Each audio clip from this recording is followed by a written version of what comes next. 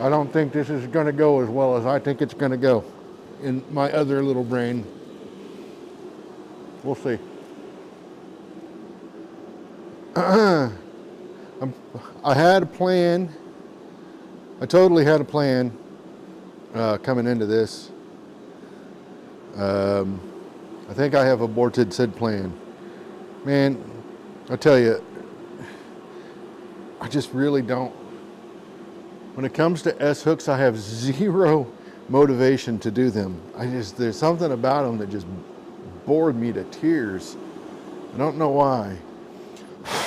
Well, I know why, but I mean, they're just, hey Jeff, they're just boring, man. But I saw an S-hook and I thought, oh, that was interesting. But what I realized is what I was seeing wasn't what was actually being depicted. And maybe I will do one in the way it was depicted, but right now I'm trying one in the way that it was definitely not depicted. So, let's see how this goes.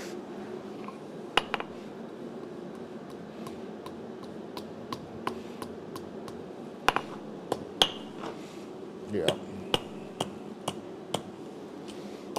And I do not like using my gas forge for stuff like this. It's not as cool as I thought it was. It could be. I see what I could do something different. So I'll cut this off. Hey Shane. So yeah, it's not, I don't have a good way of, oh shit, I don't have a good way of explaining. You guys can see that. I don't know how well this is going to translate on the camera though, this far away. But what I was looking to do was something like this.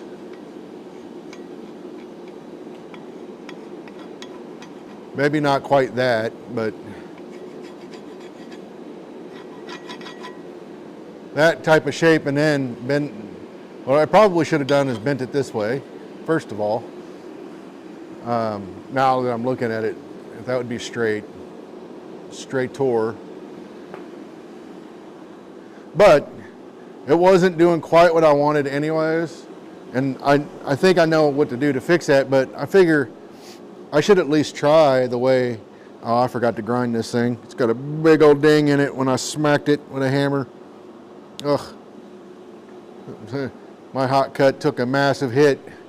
Somebody challenged me to cut a piece of 7/8 inch with like a 1.5 pound hammer, and like an idiot, I did not do it in one heat.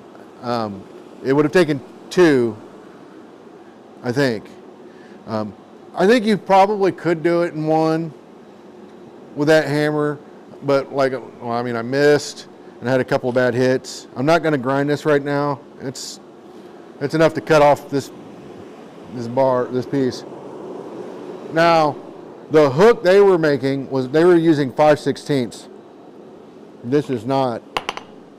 This is more like 3/16.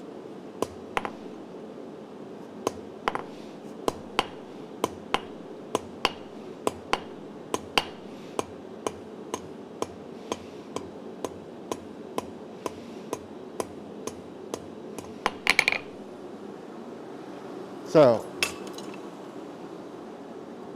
but yeah, I'll show you. I'll switch to the camera here in a second, but it wasn't quite doing what I wanted. Don't mind the bend at all. That was not. It was the pointy end is not. It didn't do what I was setting out to do. Oh, and it twisted too. That doesn't help matters much. But anyways, their starting stock size was 5/16. I'm not going to go digging around for 5/16. I got 3/16 handy. Hey, Bill. Bill's on he's on all the channels. He's on Facebook and YouTube. He's a mover and a shaker. But yeah, somebody posted like one of the blacksmith beginner groups. Like one was tapers, and then what you can do with that stuff, and then the other one was an S hook. And the way the S hook looked, I took a screenshot of it. Steve King is watching, or was watching. Where did I send that? I sent it to my group of hooligan friends. Oh, I got the volume was on my phone is cranked up. I got to turn that off. Yeah, here it is. So it's just a S hook with a wrong way. S hook with a fishtail scroll or a fishtail hook end on one side. I'm pretty sure it was 5/16. Yeah, 5/16 round. But hey, you can do it with smaller stock.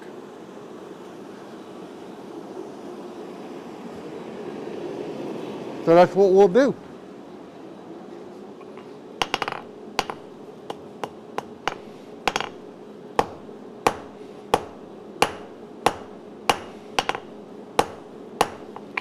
I know.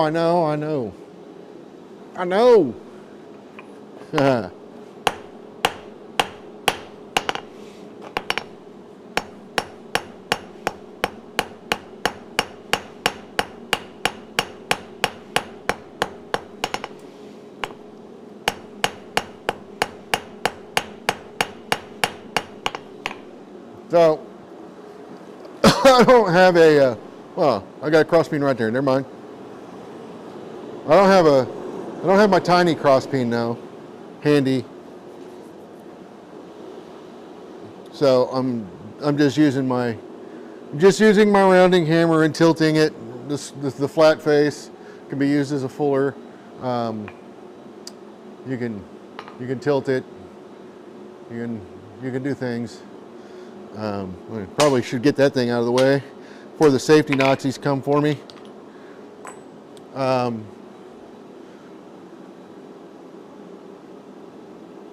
Oh, nice. So, yeah, it's just a fishtail, essentially like a fishtail scroll on a hook end.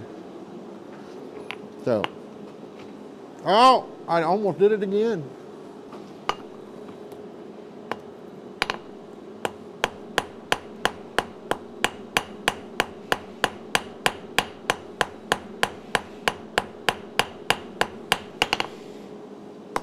Yeah, that's all there is to it. I mean, that's not the greatest I've ever done, but ain't the worst neither.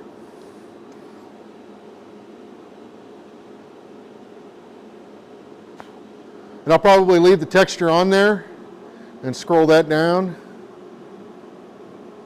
Maybe. I don't know. We'll see. Felt cute. Might delete it later. So, I mean, I'm all about this switch, but the problem is this stuff heats up so quick. I'm like, oh, and I forget. I always forget. I don't care. But so yeah, I had big plans to come out here and do 12 S hooks, and man, let me tell you, the more I thought about it, the more I dreaded that.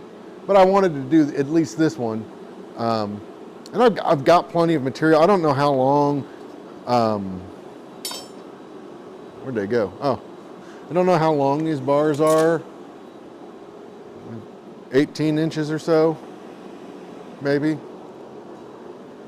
If I find a measuring stick, I'll let you know.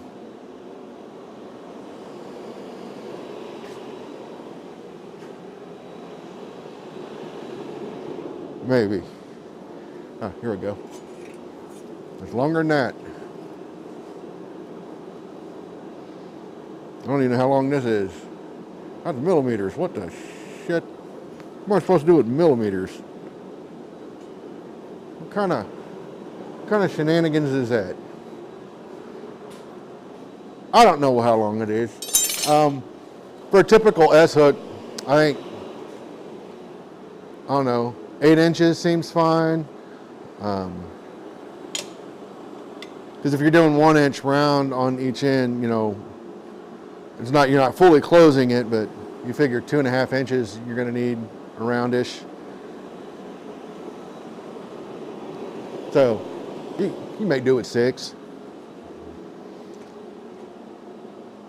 Trying to see which side has got the texture on it.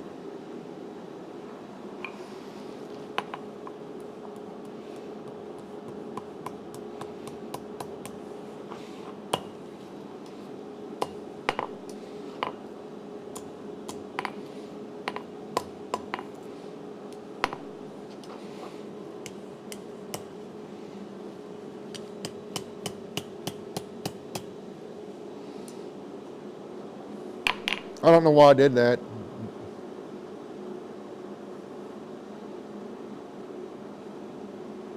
But I did. I don't know why I did that. Not using my strong muscle. Well, it's probably not my strong muscle, clearly, because I did that. But hey, overall, I mean, other than what I did, completely no point in. It didn't look bad. It didn't look bad. Hey, James. So, S hooks. I do need about 12, and I started one. I was really trying to figure out this morning, or actually it was lunchtime. I was trying to figure out if I had an easy way to knock them out. I really don't. I mean, it's just doing them by hand, which is fine. There's no reason you can't do it by hand, but I feel like this is too big for what I want. So I think the stock size, I think I've got welding rods, and I think those would be better for S hooks for what I want to use them for. Hey, Dustin. Hey, I'm not even talking to you guys. I'm talking to my anvil. But yeah, I mean, I think this is fine for some things, but for what I want to use it for, I think it's too thick. I think 1/8 inch would be more appropriate for what I want.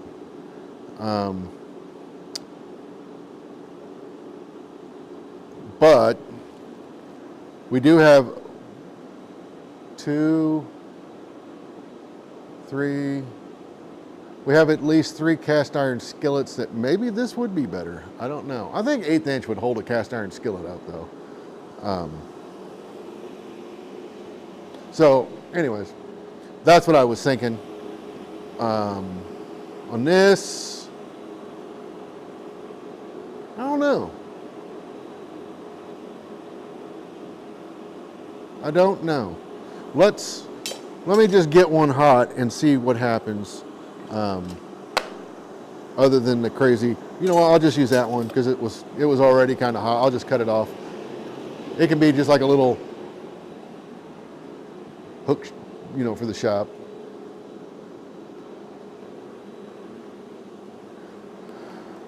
It got chilly out here. It was not quite this chilly earlier.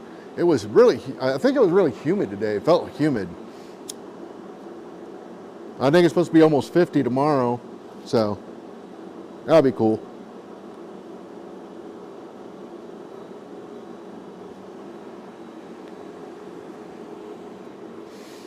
I, for one, am quite over the winter thing. Over it. Over it.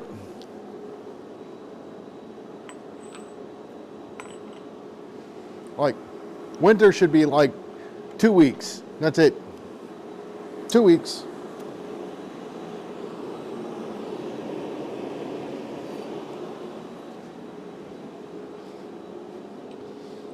So I'll leave enough on this to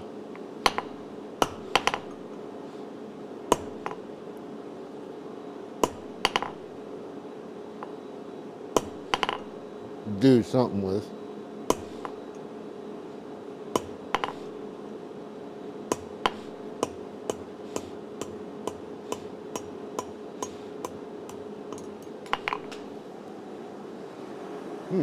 I might need tongs for this in a minute.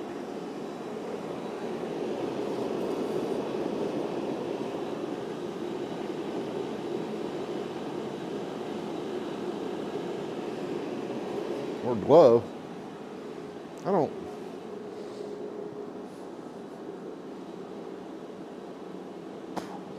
Yeah. It's to. I'm complaining, but really, this winter has been really pretty mild. We got one really. Everybody, I think, in the country got hit by that cold snap for the most part. And I don't. It hasn't been super cold this year, so we've been pretty fortunate. Last year felt colder. Yeah, that's getting warm. That is getting warm.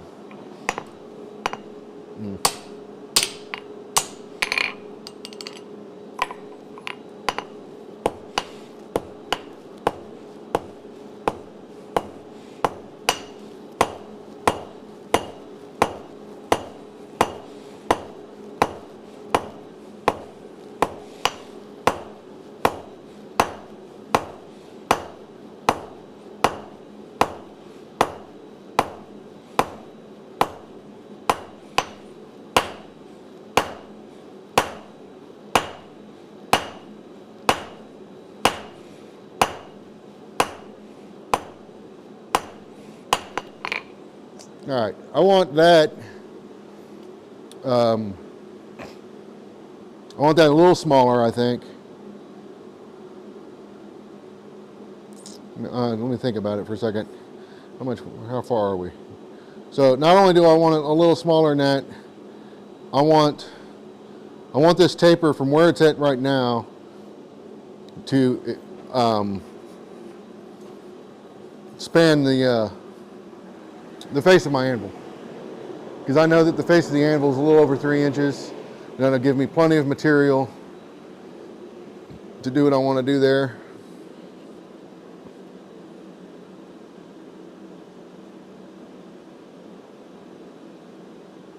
Yeah.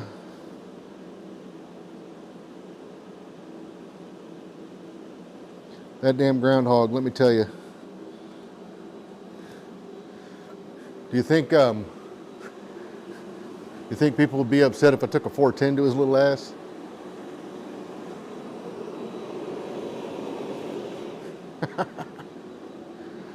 So I don't want to go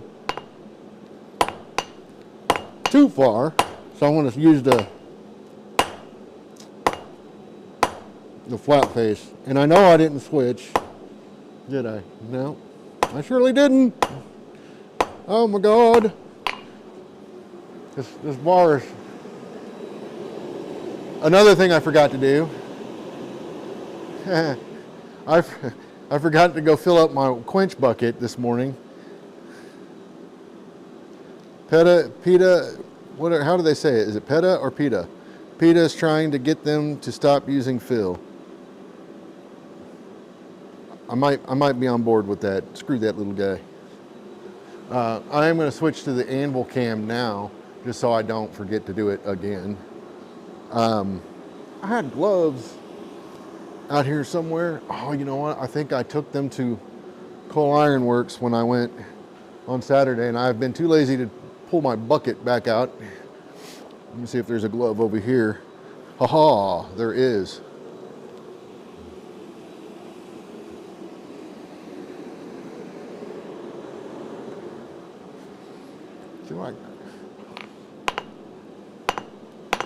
So I'm using the flat face.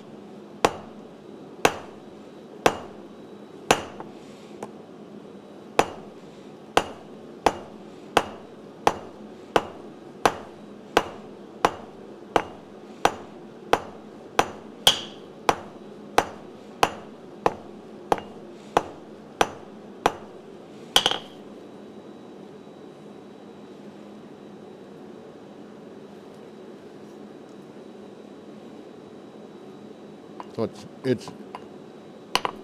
it's there. And I think when I round it up, it'll be more than there.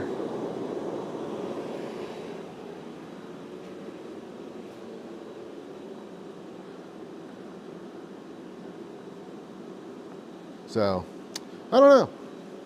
Yeah, I don't, at this point, I'm a few extra weeks of winter won't surprise me. Actually, I need to get with John Perilou and find out if we're going to do the thing this March or if we're going to pick a different date. I really don't want to go to Louisiana in the summertime, and it is not ideal. It's warm in the springtime.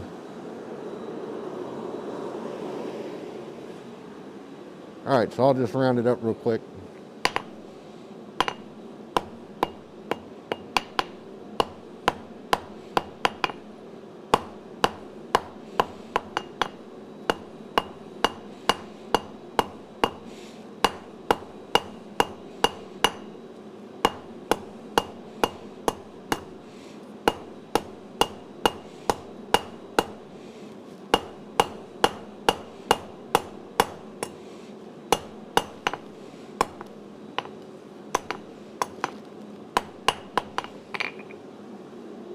Unicorn roll. I did that on purpose so you probably can't see it, but I wanted to see if I could see it, so we'll see. Could you see it? I don't know. That technique,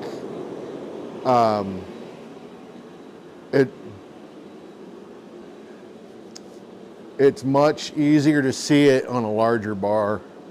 I'm not switching cameras right now because this gets so hot so quick. But yeah, that technique is hard to see when it's this small. What it does to the material.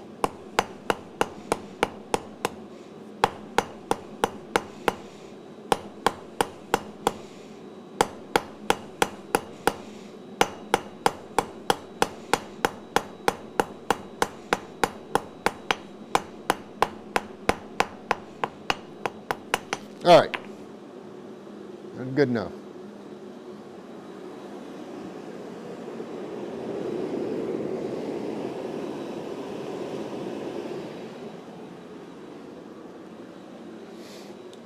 Brian calls it a hex roll. He doesn't call it the unicorn roll. My buddy Jot loves to call it the unicorn roll, and he loves him a unicorn roll. Loves that thing. It's a handy technique, but it's not the be-all, end-all of things. It's very handy in certain situations.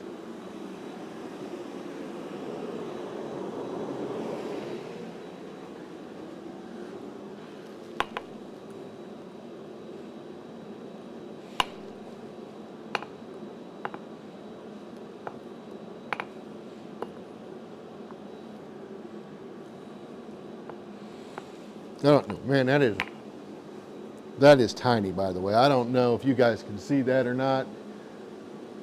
That curlicue is tiny. I burnt one off earlier in the gas forge. So let's see if I can avoid doing that. This one's a little crusty.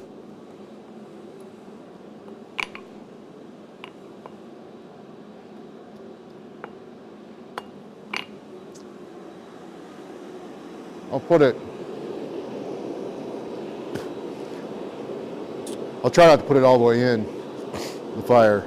Can you guys hear the ribbon burner?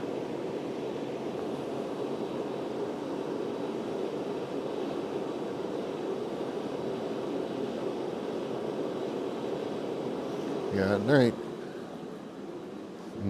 ain't much I can do about that.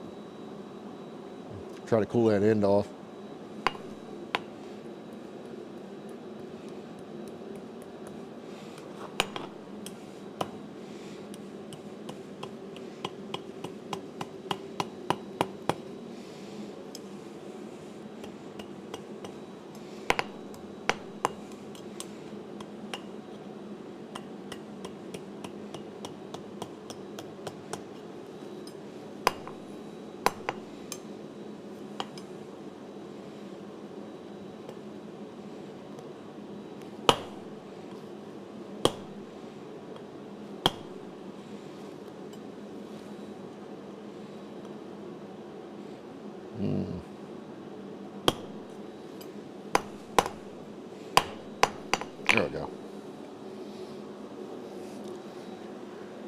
The slowest ever. I'll probably close that up a little bit more. We'll see. I'm trying not to burn the damn thing off though. I guess I could turn the forge down, but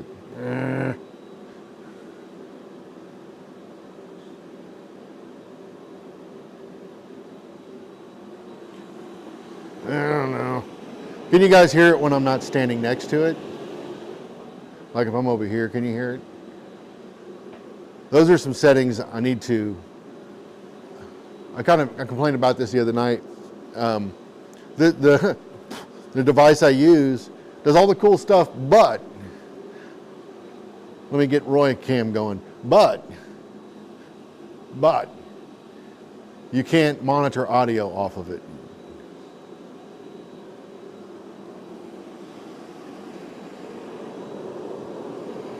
All right, so I want to close this. I want to close this up a little bit more. And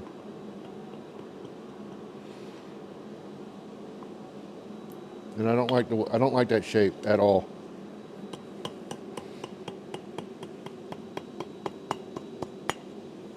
That's better. This right here, it's so small, I'm afraid to hit it.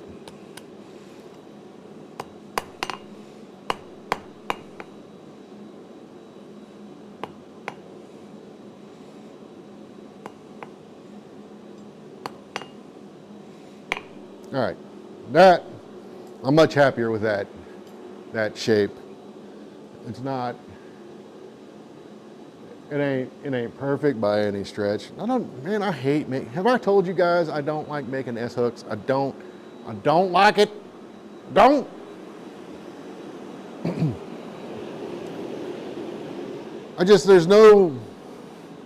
They're so lackluster to me. I don't know. I mean, to each their own. There's guys that go to Satellite 13 and that's all they do. You'd think they'd be professional S-hook makers.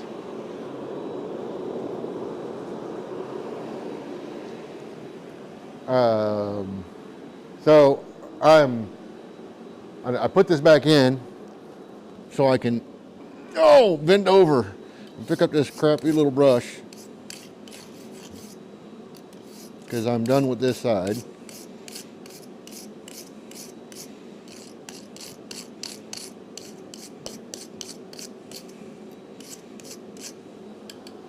Now, I mean, there's nothing about this that's, in my opinion, good looking, but it'll hook.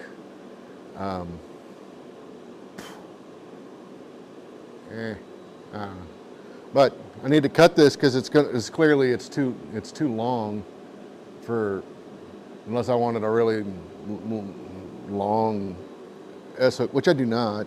So I need to find a pair of tongs that will hold this. You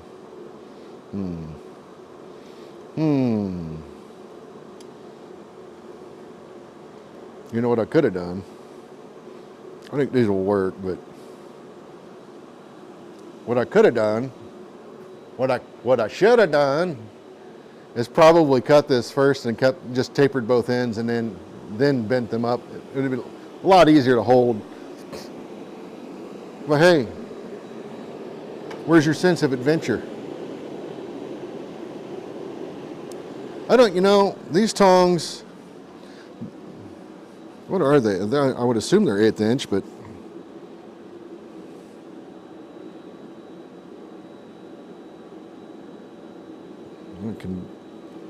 so rusty. I don't know. They seem to be holding fine now. All right, but they're closed, and this is how far apart they are. I don't care for that. Yes, I know I can fix it, but I mean, when you buy a pair of tongs, you shouldn't have to fix them, in my opinion. I don't know what ape was modeled for holding this, but good Lord.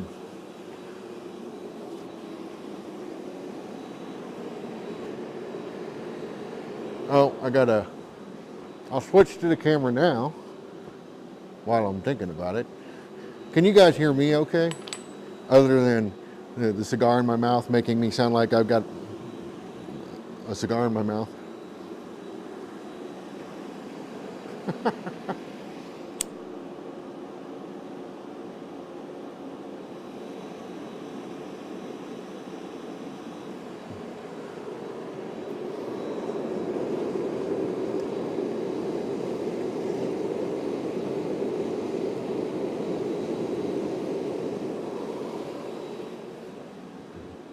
It seems secure enough.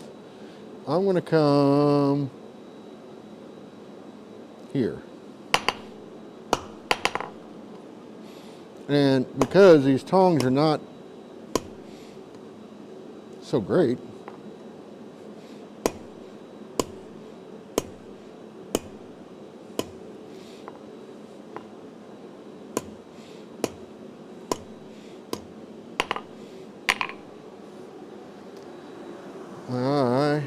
I'm actually surprised I got through that in one heat, and cleanly. I have a, oh, there they are. So normally for an S hook, I mean, that's all the more you need. I mean, unless you're making a ginormous S hook. I actually meant, like I said, I was planning to do this today. And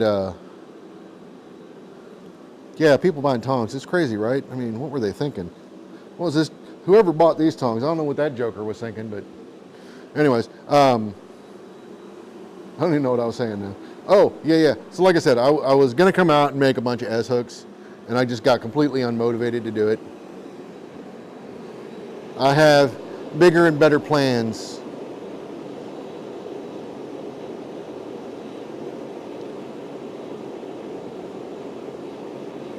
Bigger and better plans. I do need to find my my tape measure. I keep calling it a measuring stick, and it's not a stick. I got to get that kind of stupidity out of my brain, because I will continue to do that until the end of times. Otherwise, ouch. Hey, there's somebody put a heater in the way, and I just kicked it. That weren't cool. And if anybody should happen to see how I'm wearing these boots right now, I don't want to hear it. I'm a big boy, I can take the chance. I don't know that you can actually see it, but let me pop over to this while I walk around like an idiot. Because I do need the tape measure, believe it or not. This is what I think. When I'm gonna, my plan here is to buy a bunch of tape measures and just start leaving them all over the place. And then one day I'll find them all like in the back seat of my truck. I had one out earlier. What did I do with it?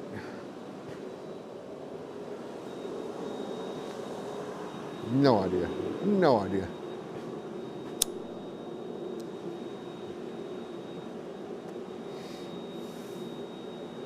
I just don't know anymore.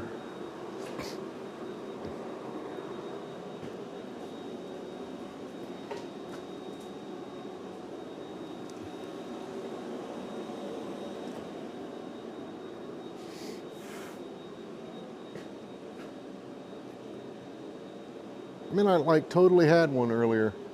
Totally, man. Like totally.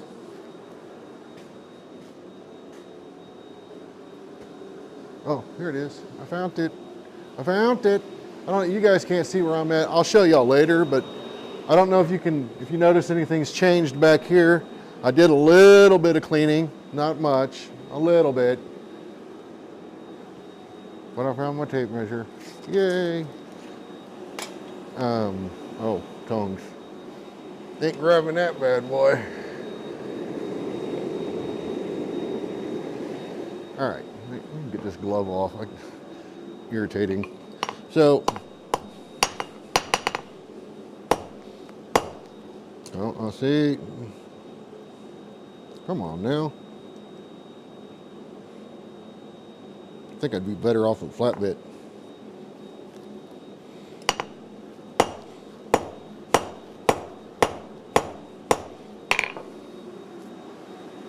I know what I'll do. I don't care if these get that hot. This tong clip is not going to work. So everybody says, haha, there's a tape measure right there. Everybody says that they put the balls on these so you don't impale yourself when you're using them on a power hammer. I don't necessarily buy that. If the power hammer's got the strength to send this thing flying into you, that'll still put a hole in you. So therefore, I don't care for these. I would rather them curved out, if anything. And I'm just not big on the balls on the ends. It makes getting a tong clip over them more difficult, more trying than they need to be. Yeah, I guess there's the added bonus that once you have the tong clip on, it's a lot less likely to come back off.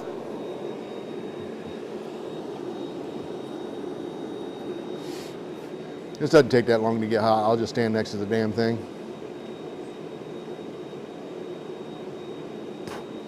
I am currently looking at a pair of like rapid tongs that I never finished, that I think might have held this a lot better than what I'm doing now. That's okay though. That's okay.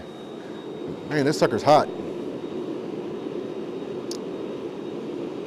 I'll put an air gate on this sucker one of these days.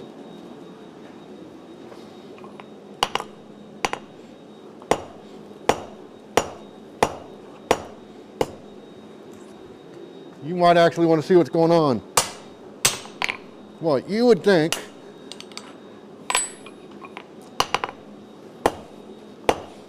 that I would figure this out.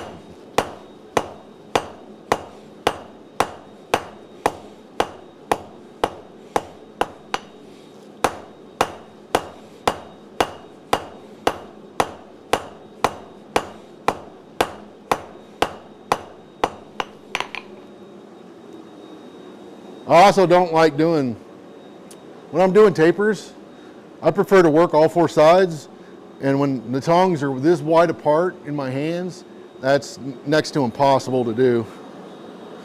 My hands aren't that big, so I can't roll the tongs in my hands.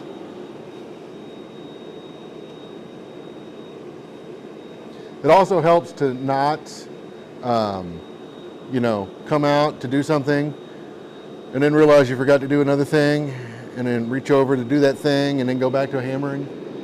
Probably could have, had I heated my anvil up first, I probably could have gotten an extra like nanometer out of it.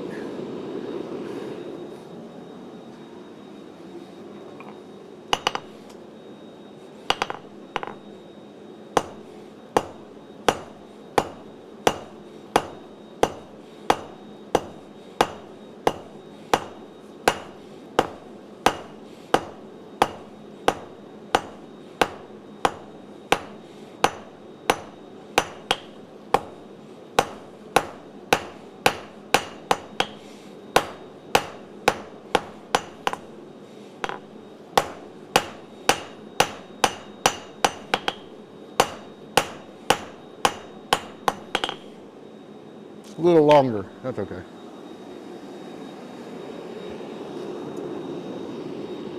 I'm only finishing this because I started it and I feel like I'm compelled to finish the damn thing. Something beeped. What the hell beeped? What the hell's beeping over there?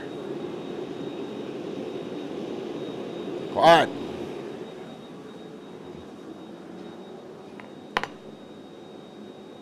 Dollar bill is here, man. You think I got a dollar bill?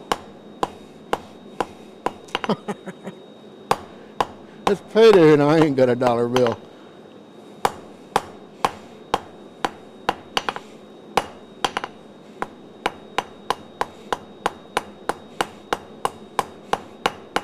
So I can roll this a little bit.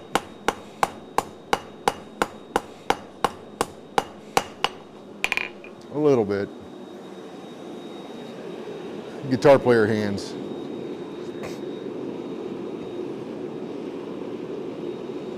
I need to figure out, I went to wire up the power hammer tonight and I don't have a, a plug for 220. I need to get one. I'm about to go get one tomorrow.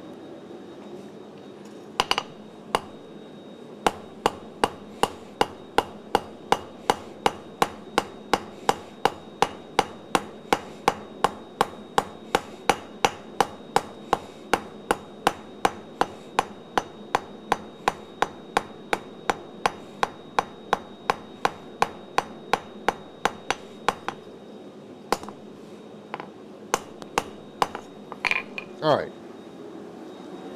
It's about as much as I'm going to do with that. Yeah, so I need to go, I need to get a plug because I want to test the hammer out for a couple things before we do any work on it.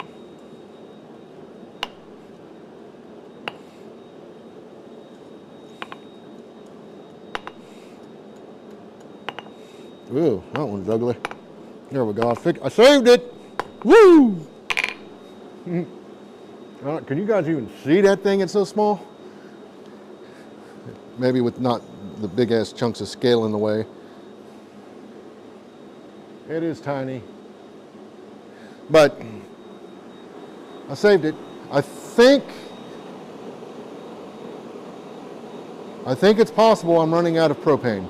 It's not a big deal. I got another tank, but it also does not make me happy in the fact that there's $100.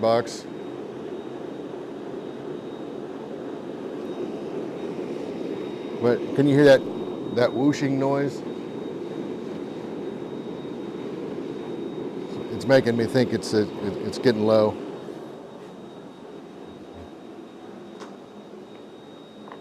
Hey, Kevin. So I don't have a quench bucket available, so I just use my hammer and the anvil to take out the heat. So I'm closing this one up a bit. 1/2-inch bar should still pass through this, and then I'm going to put the little back bend in it. But the reason I close it up so much, I might have to open it. I don't know. We'll see. But when it's hanging on the pot rack, I want to make sure it doesn't potentially swing off. So I try to close them up a bit more on one end.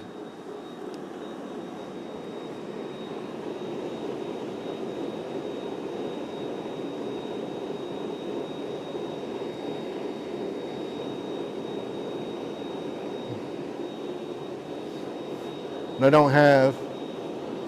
do not have a vise available right now. There's something in it.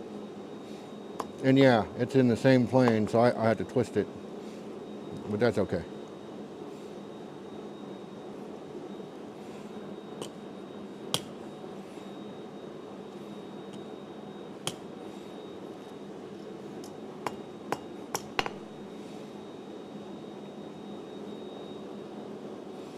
Oh, you know, I might leave it like that.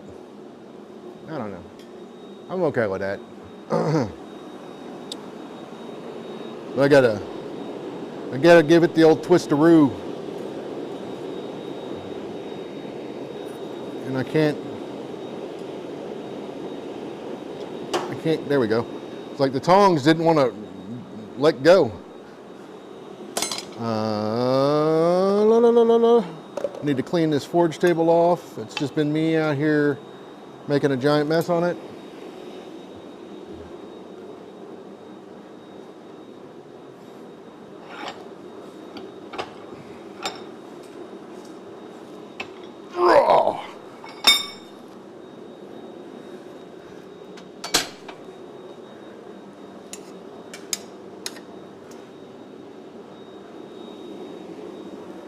I'm gonna go check the tank.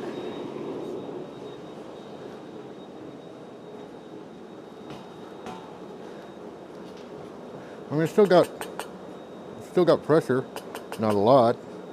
I'm gonna turn it down a little bit though.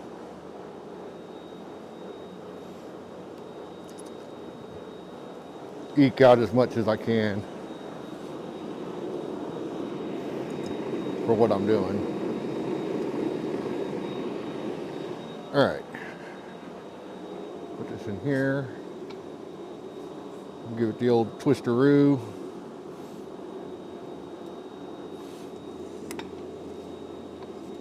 Yeah, see, this is, in terms of S-hooks, this is way longer than I would want it to be. So, and it's not straight at all.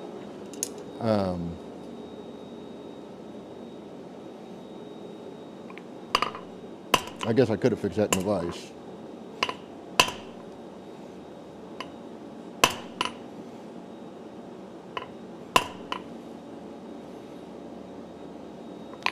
And so it's way longer than I want it to be. So I think what I'm going to do is put a wrap on it, or a wrap in it. Quad State starts on September 20th.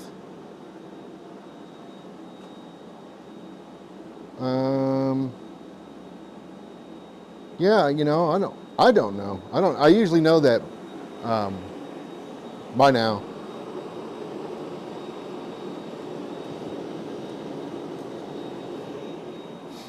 That sounds about right, though. I can't look at my calendar on my press.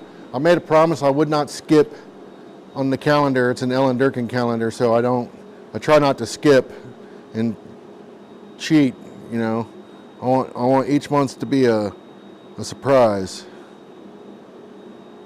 So let's see. March, September. No. Is it the third or the fourth weekend?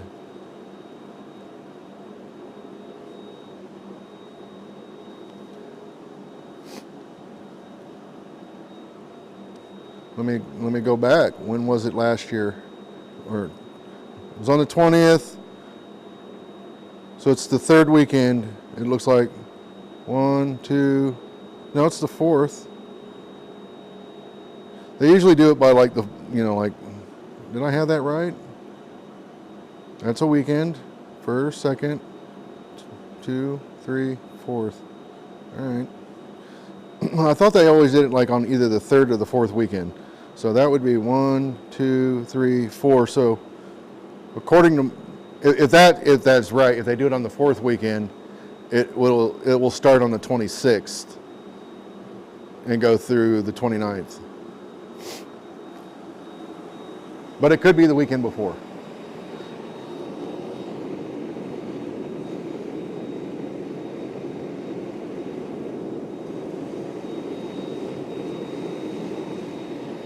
So, I said I was going to wrap this, and I didn't get my little wrappy doodad out. Let's see if I have enough heat to pull this off. You know what? I'm not going to do that. I got another idea.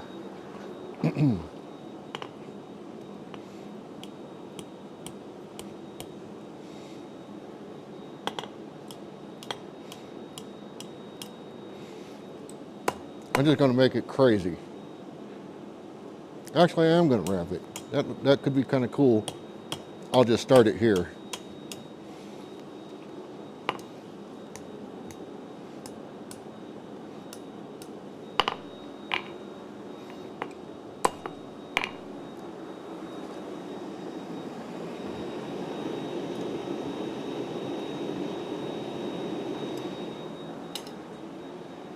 And then I doubt you guys will be able to see anything.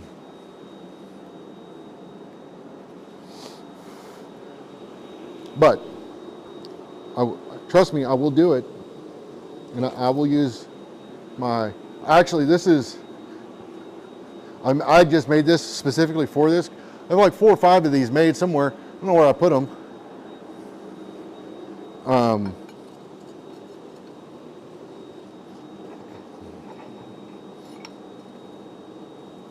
It's just bent. It's 5/8 bent into a U with like 2 inches in between. And then you flatten one end So you can, your vise, it'll actually lock down in the vise. There's nothing special about it. And the reason one side is taller than the other is because when we do, this isn't a great example of one. Can you guys even see this thing? I don't know if you can even see it, but it's there, trust me. I'll show you in a little bit, but one side's taller than the other. And the reason is we'd put our swing out coils in here, and it locks in on one side, and then we can coil it up. We're doing it upside down essentially, but we can coil it up on this. That way it's easier to release it and get it off. Because if you wrap it the other direction, then you might have a problem.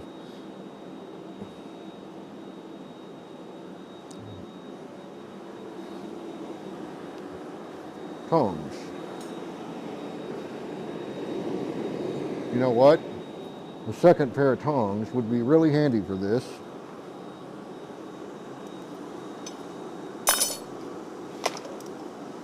No, not these. Those are a little big.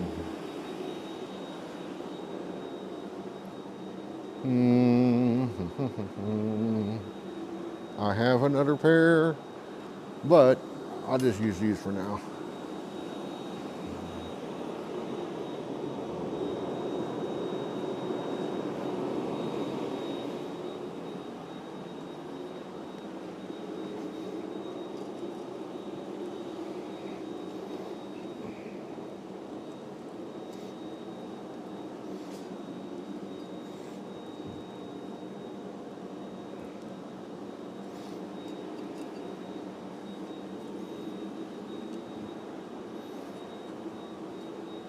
There we go. I shortened it.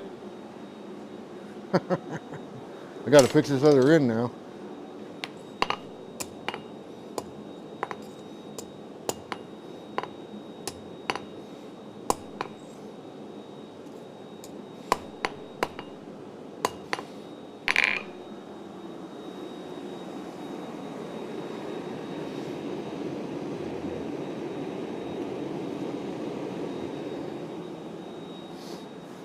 I have two that I wound up like that.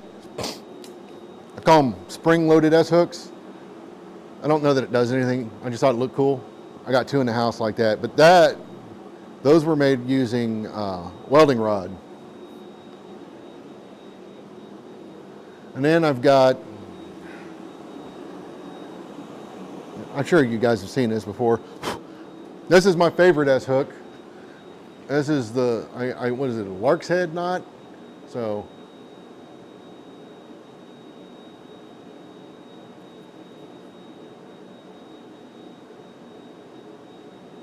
I don't remember what the stock size was. It's that 1/4 inch square bar.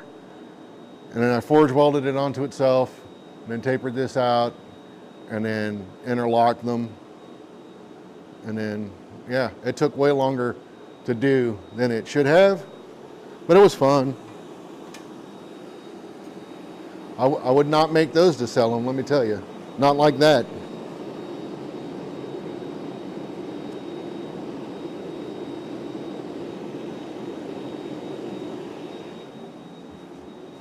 Not like that.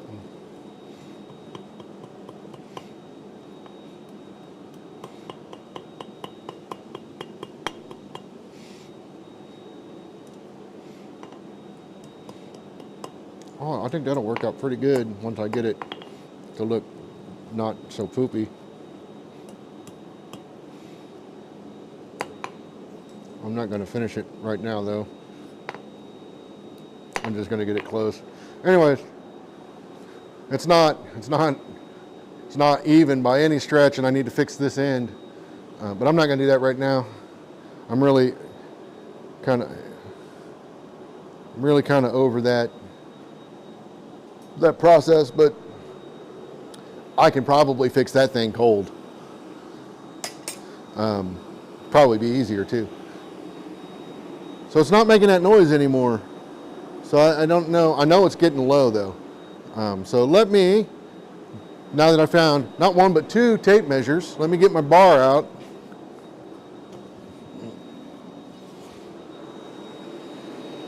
And I would really like to, let me You know what? Let me hit the mute button.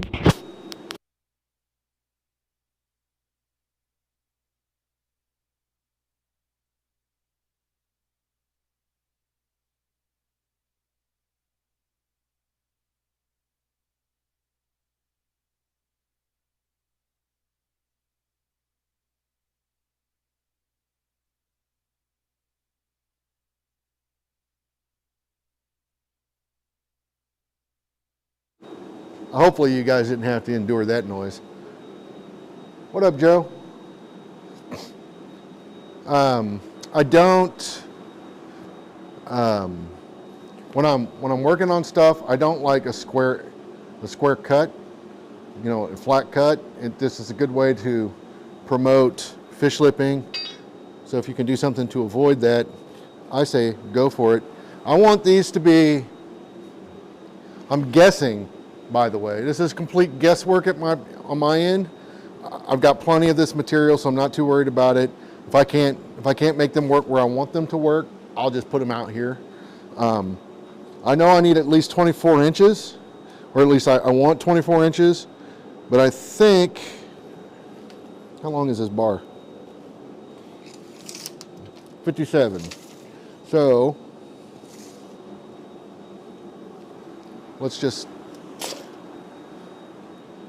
let's math it out with the math helper. 28 and a half, which would give me 4 inches at least, well, 4.5, which would be what, 2.25 on either end.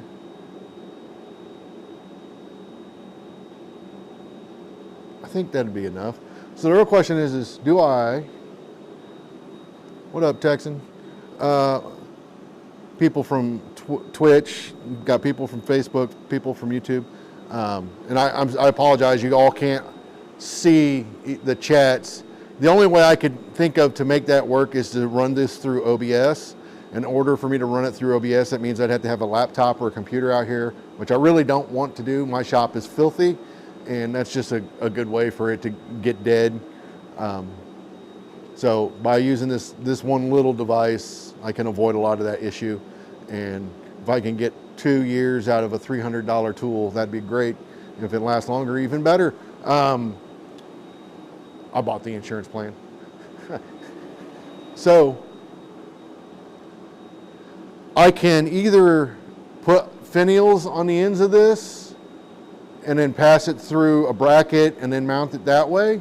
I did a towel rack like that in our house. Or what I was thinking was I could take it and then bend it so it would have 2 bends in it and then just mount it as one solid piece.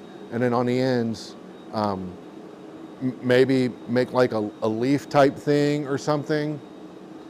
That's what I was kind of thinking, doing like a leaf end on them. 27th, 28th, right on, Dustin, thanks. That's kind of what I was thinking, but I wasn't sure. How do they do that, Dustin? Is it the 4th weekend of the month, or do they just do the last weekend of the month?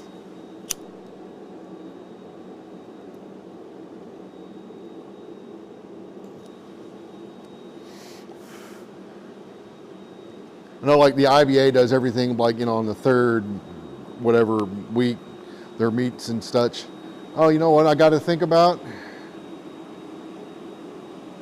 How much of this can I actually put in the forge? And I don't think.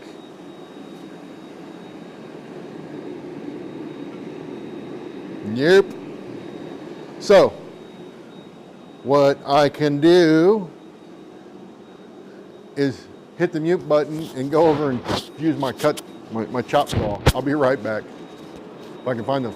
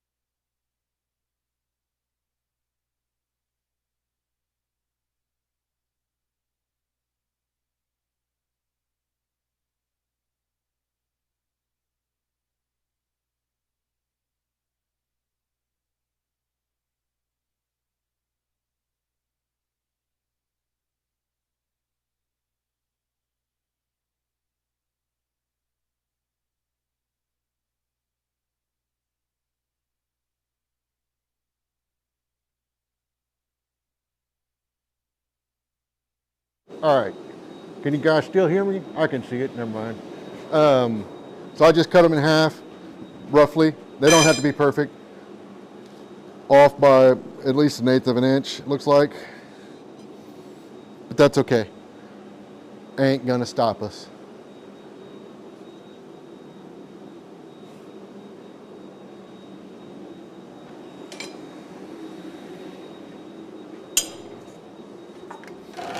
Oh, sorry.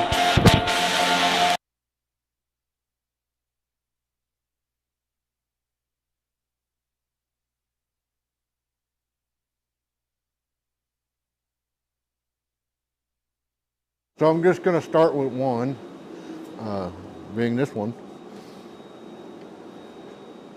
And I think I'm going to go with the leaf. So I do still need to mark this though. So I want 24 inches, right? So at least 24 inches. This tape measure sucks, by the way.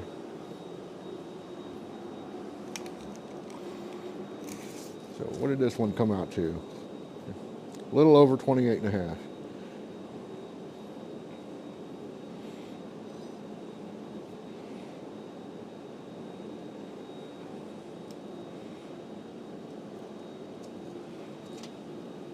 That ain't 2.5.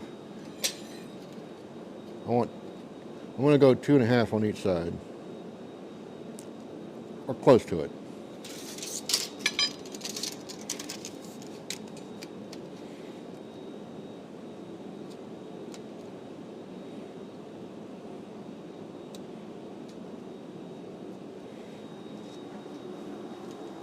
Because I don't want this sticking off of the wall a great deal, and I might take more, to be honest. The more I'm looking at it, I might do one this way and one another way.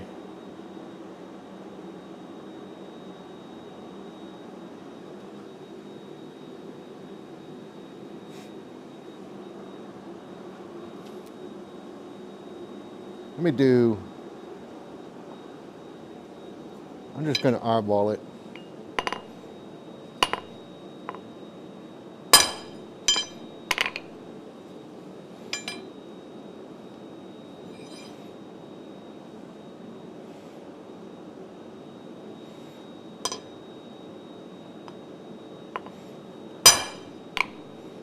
So I just marked it. You didn't miss anything. This, I will say, doing stuff like this is when it's nice to have a hard-faced anvil. I would not do that on my mild steel anvil. I've got an anvil block I can use for that, but yeah, if you're gonna do stuff like that, you don't do it on a mild anvil. I should probably get this little doodad out, because I don't need all of that hot. So I'm going to do leaf finials on the ends of this. So I need to draw it out, but so the leaves are going to be, I hope, we'll see. The leaves are going to be, hey Roy, so the leaves are going to be the mount points for the rack. I probably could have made it, like I said, I don't want it sticking out off the wall too far. It's just a pot rack, and we're not putting 12 quart pots or stock pots on there or anything. And so I don't want it to stick off of the wall too much. Besides, the idea here is to get this stuff kind of out of the way. So if it's sticking off too far, then it's no longer out of the way.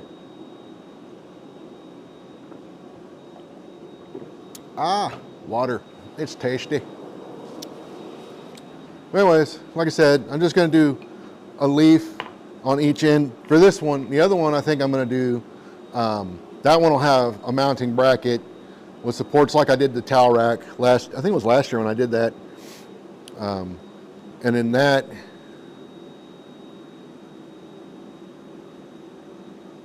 awesome, man. The preheating and well, we just mentioned that. Yeah, the towel rack came out pretty nice. The only difference between this and the towel rack would be I cheated on the towel rack, so I did a finial end on one side, and then I just bent it down on the other, and put a drawn corner or a Haberman bend on it. And the reason I did that was I was being lazy.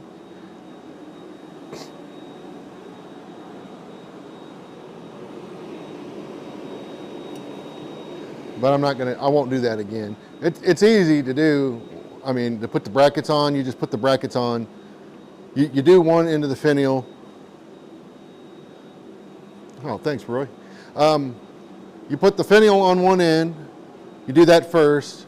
Then when you get your brackets made up, and then you slide the bracket over the other, onto that, and then you just do the finial on the other side. And it traps it, and they can't come apart. And then for the brackets, I really cheesed that, and I was surprised. I don't know how well that, for a towel holder, it's fine. But for holding up pots, like heavy skillets and such, I don't know. Because it's just a single tenon, coming off of a 3/4 by 1/4 inch bar.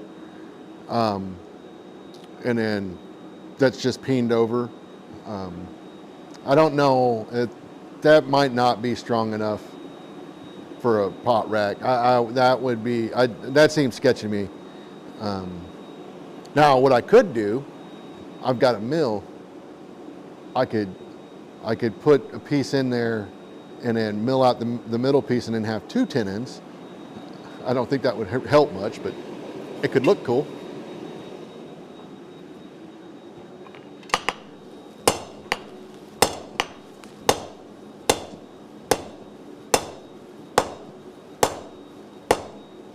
Oh, you guys can't even see what I'm doing, can you?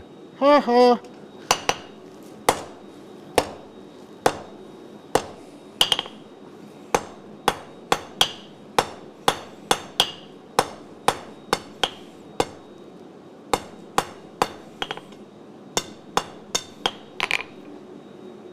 So I forget, this is not 1/2 inch, but it's not quite 5/8.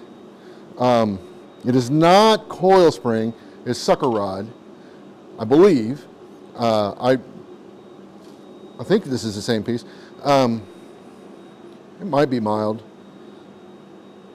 It doesn't matter.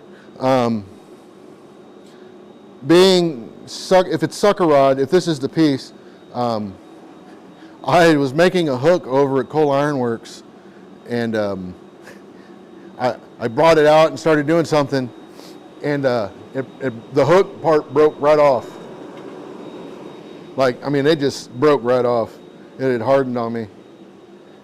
And I did quench it, so I quenched it in water. So I'm pretty sure it was like sucker rod. I don't think it was coil spring, but I'm pretty sure it was sucker rod. I have sucker rod in great abundance. Great abundance.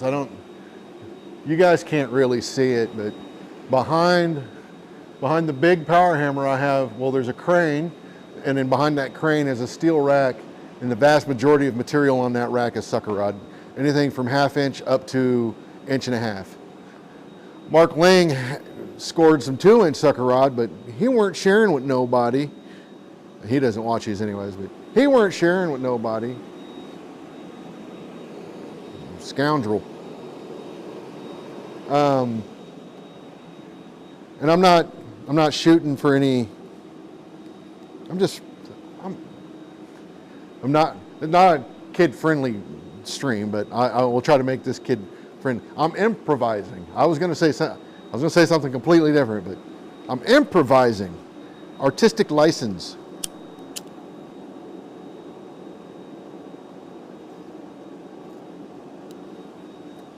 Which, by the way, how do you not have any, Joe? Go to the pipe shop down by, that's about 30 minutes from John's. Every time I go down there, they've got some.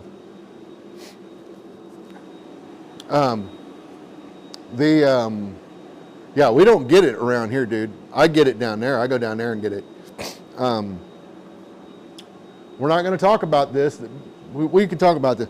This is not, you should not be forging like this. Do not do as Rob does. You can have a piece drop down in there and you're going to be doing the old hot foot dance. These boots I can kick off pretty quickly though. And well, is it in Kentwood? That sounds familiar. I don't remember, but that sounds right.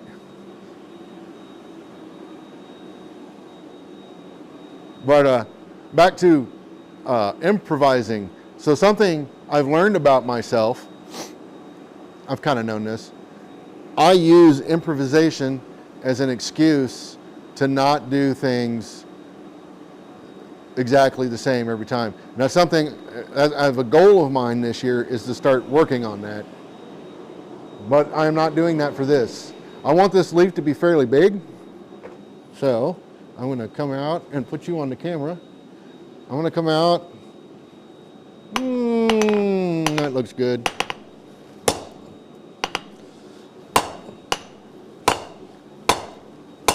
Whoa, oh, that slipped. I might need to fix that.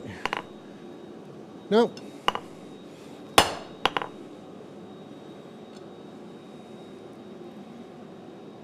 No, that looks fine.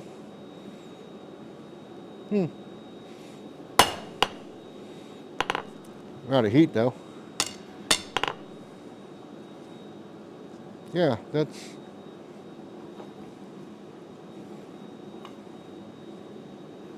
ain't bad. I did slip a little bit though. All right.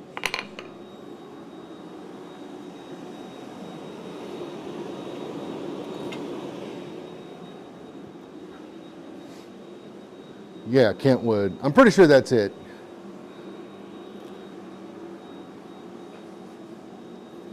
That's where I've always gone and gotten it.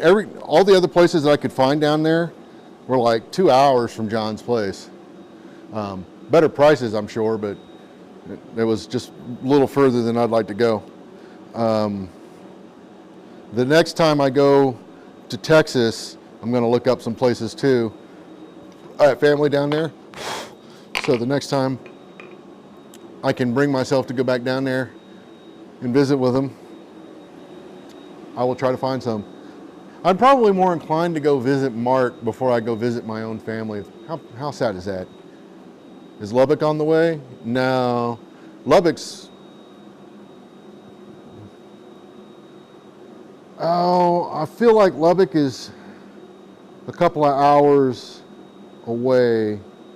Like, how far are you from Austin? There's somebody in Twitch asking. This is true, Joe. Mark is family.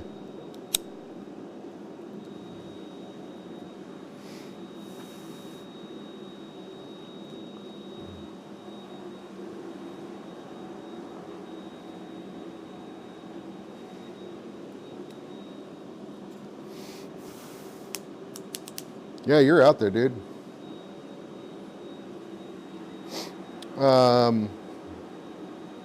Yeah, I wouldn't say Lubbock is on the way, not for me anyways. I would be going to Austin and then College Station, more than likely, depending on what's going on down there.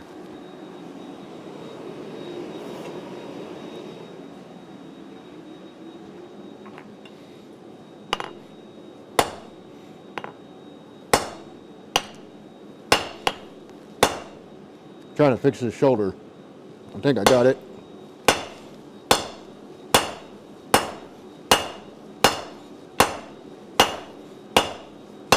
Oh, you guys can't even see what I'm doing.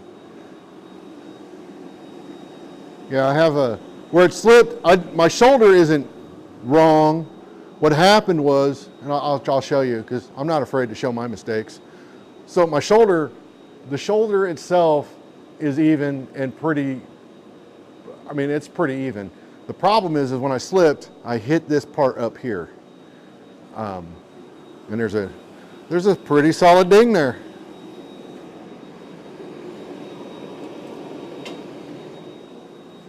It is what it is.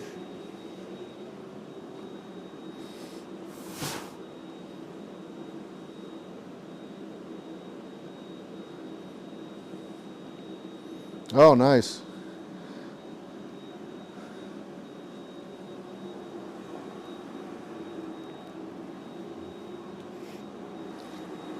I'm pretty fortunate where our property is. We're right off the river here. It's not like a raging river. I mean, to be honest, it might as well call it a creek, but it does eventually become a river. Yeah, I'm not worried about that, Joe. It'll come out in the wash. I wish I hadn't done it, but you know, it is what it is. But yeah, our property, like literally from where I'm standing right now, if there wasn't a wall back here, I could throw a rock and hit the river. So I'm fortunate in that regard. It was one of the things that appealed to me about this place was, you know, the idea of never really having to worry about water should something happen. I mean, we're on a well too.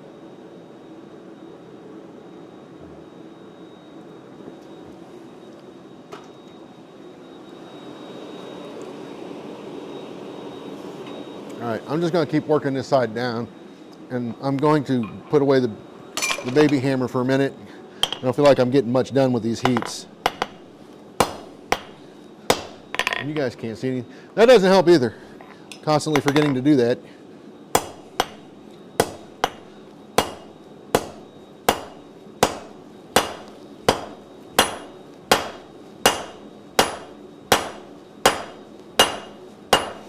I don't want to take it too far though, because this is the support. So that's probably all the more I'm going to drive that down, neck that down.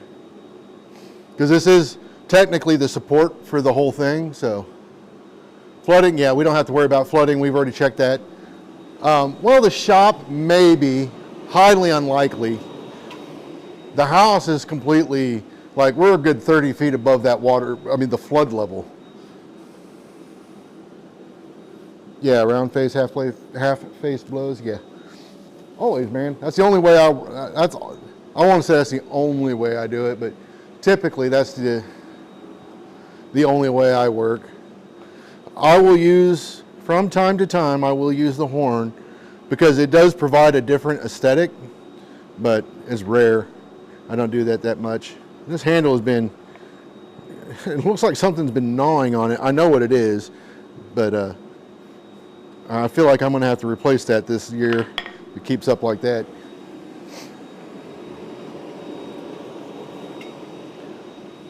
But yeah, see, I don't have to worry about charging cameras, thankfully. They all have dummy battery packs in them, so they're all running off of power. Because thankfully I've got power in the shop, but I don't have running water in my shop though. That I think is going to change this year. I'm set up to run the line. We just have to run a line to do it. So we'll see. Synchrony alerts. Whew, all the bills coming out, man. I've been getting buzzed all day about. It's depressing. It's like, hey, you paid this bill. Hey, you paid this bill. It's like, oh, so what you're saying is currently I have no money. Great. Fantastic. So, anytime you're doing a leaf like this and you neck it down on this side and you come back to the other side, the most important thing you can remember is shoulders up. Keep your shoulders up.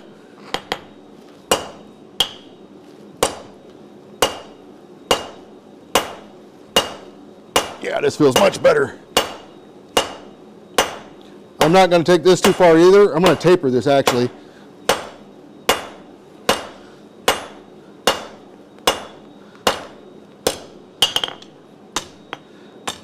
There we go. So I got enough heat to do that. I want this to get across my anvil before I start doing anything else. So that's essentially as far as I'm going to take it. But when I say shoulders up, so this shoulder is, oh, I forgot to switch again. Anyways, shoulders up. What does that mean? I'll come over here and show you. So when I was necking it down, I was going this way and this way. Then when I came to this end, I turned it shoulders up. So each time I'm forging on this end, the shoulders are up. The reason you want to do that is if you don't, you'll have a gap there. This will create a gap and it will flex more, but it will also potentially damage your shoulders. So it's always best to forge shoulders up. Easy way to remember that.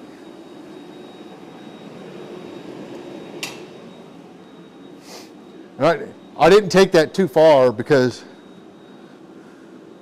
posture is important. Are you trying to say I don't have good posture? I spent, I would say, let me switch to the other camera so you can. I would say I spent the better portion of 20 years like this, playing guitar on stage. And I know somebody once told me, they said, oh yeah, shoulders up, yeah. Somebody, back to the posture thing though, somebody once told me, they were like, you don't seem like you're 6'3", and I was like, because I slouch terribly. I was like, I am 6'3". I know it doesn't look like it. When I stand up straight though, that's just work. Oh, headbanging always, man. Got to get those windmills in. I don't do much of that. I mean, I do, but in my band, that doesn't really call for that type of movement much anymore. We got like 2 songs I'll do that in. But yeah, I'm gonna not forget to switch the camera again. I'm gonna come out, I'm gonna evaluate where I'm at with this. This is kind of a bar right now. There's a little taper to it, but not much. So I'm just gonna keep working this. More in the center though.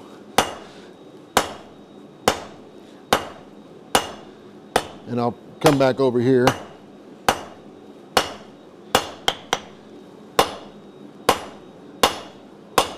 So I've got pretty drastic isolation right now, right? And if you were to try to work this down, well, this one's not too bad. But if you were trying to work that down in its current state, it would create a cold shut in here, and it still might right there. The easy way around that is to round this up. And the more I look at this, the more I think that's as far as I want to take this. So I'll come down here and finish that up. This is when I like to have I always prefer a more narrow faced anvil. This one is wider than I would prefer. Excuse me. I forget what this is, 3 1/4 or something? 3 1/2? Oh, more than that, it's 3 3/4. So my keyed-in anvil is only a 2-inch wide face. And for stuff like this, that's one of the reasons I love it. Damage? No, I don't think I've done any damage to myself. I mean, I'm sure I have, but I mean, it's usually like if we go on tour and we haven't been on tour in a while, or haven't been playing in a while, like that first night I start getting crazy, I'll get a sore neck, but by the 3rd night I'm usually fine. And I do the what I call the Amon Amarth calisthenics. So if you just warm up the neck, man, and just do that both ways, 5 minutes or something, that usually really helps quite a bit for me. I've also gotten to the age now that just stretching in general is a good idea. This is probably going to be, I suspect this might come out kind of blurry because the camera is really focused down here. And it's on, I think it's on manual focus. Flat face, you big dummy.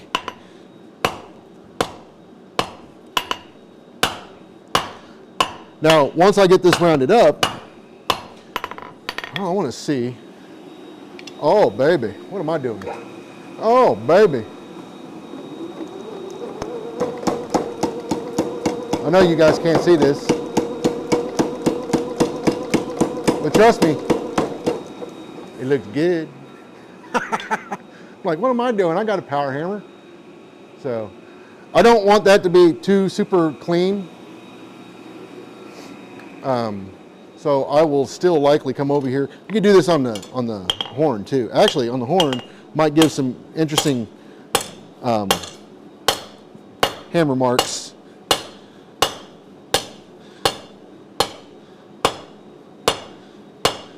So I'm easing this transition because I'm going to taper out to it. And then my mark is right there. So I'm still within the parameters that I initially set. But yeah, I like, let me bring it back here.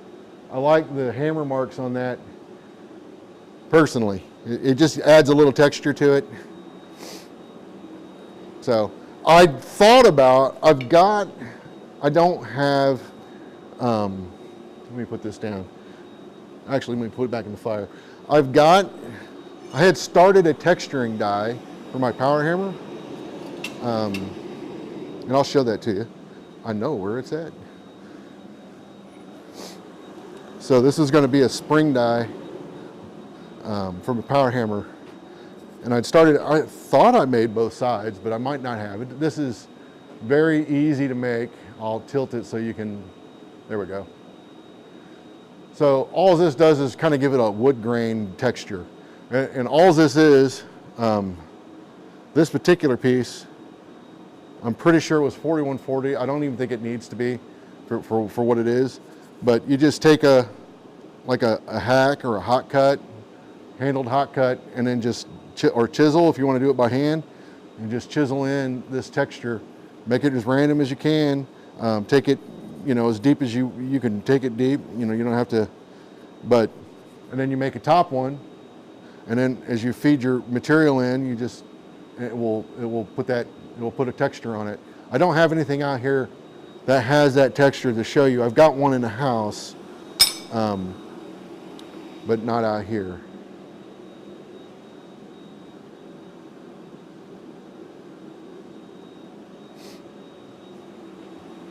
Yeah, I would imagine they'd do some neck stretching too. Get popped in the head a couple times.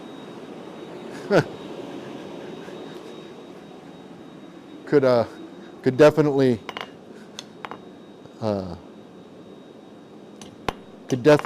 increase the see how so like if I'm trying to straighten this, right, I can't straighten this on this anvil up here. I'd have to do it back here because of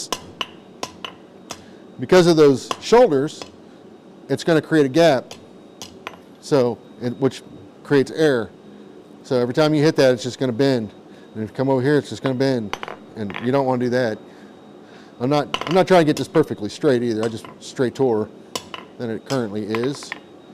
And then now, I'm leaving it on the big camera. I know you guys can't really see anything yet. I did order 2 50-foot HDMI cables though, so I can set up the camera, the third camera for the power hammer, which I think I'm either going to set up over here somewhere so that you can still see the dies. I would prefer the angle come through this way so you can really see what's happening, but we'll get to that.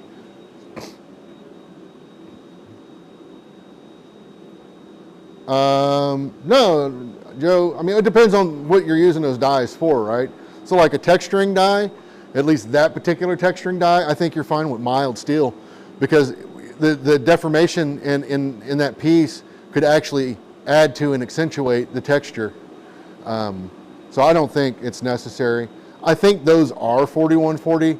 I'd found a bunch of bars of 4140 at a First Street Recycling in Dayton, Ohio, which is like the Mecca, the homeland the promised land for steel. So if you ever come out to Quad State, you have to make a trip to First Street Recycling in Dayton. It's about 30 minutes from Quad State. Oh, do I need? I've got 3 or 4 right now, so I don't think I need any. I appreciate it though. Unless you got some that you just got to get rid of. I'll never say no, but I don't really need any. I've also got 12 by 16 by 2 1/4 inch thick 4140 plates, and I've got about 10 of those left. So we're going to take 2 of them and try and forge them into power hammer dies for the 250. I need to check the volume to make sure that it's going to be big enough, but I think it will be. So we'll see. I'm going to flatten this on the hammer, but not too much. And then I'm going to try to ease this transition a little bit.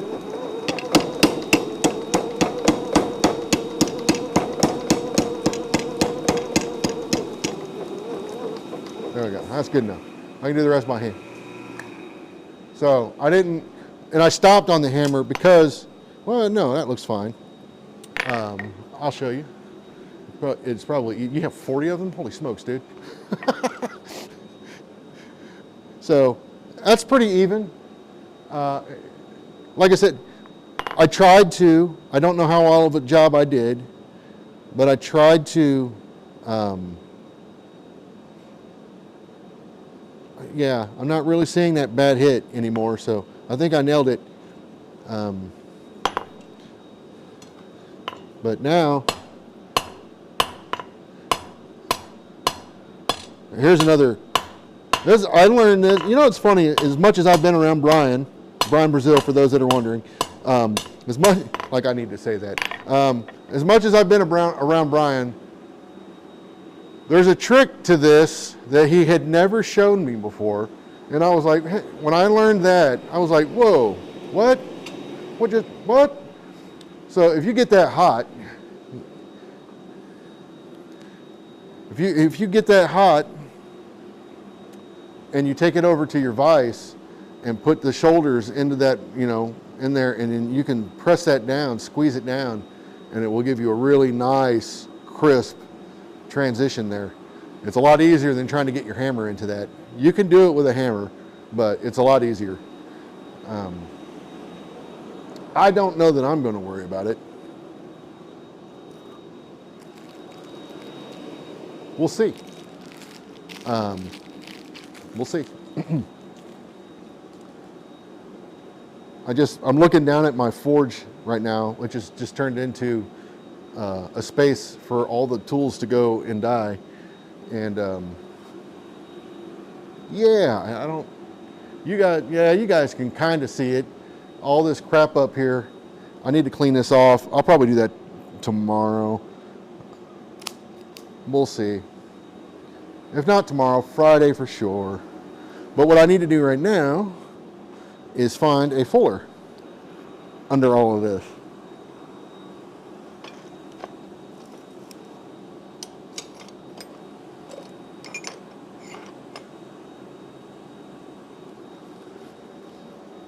And there we go.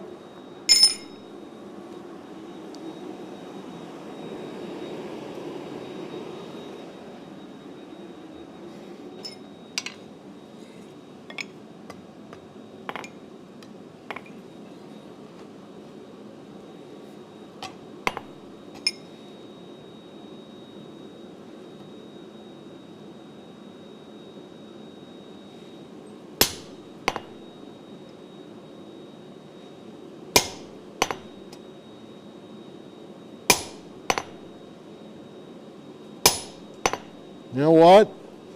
It just occurred to me.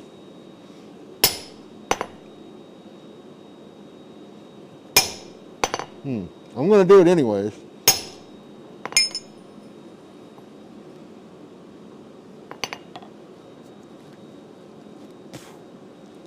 I can drill it. I was like, well, I'm going to have to punch that. How's this going to hold anything? I'll just drill it.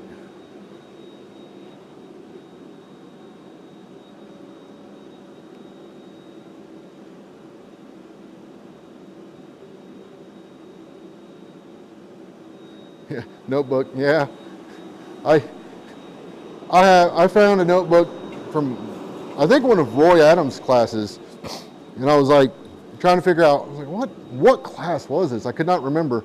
And I had notes in there, and it took me a while to remember what it was from. And it was a Christmas we were forging Christmas decorations. Because I was like trying to understand, I was like, why on earth would we be, and then finally it hit me. I was like, oh.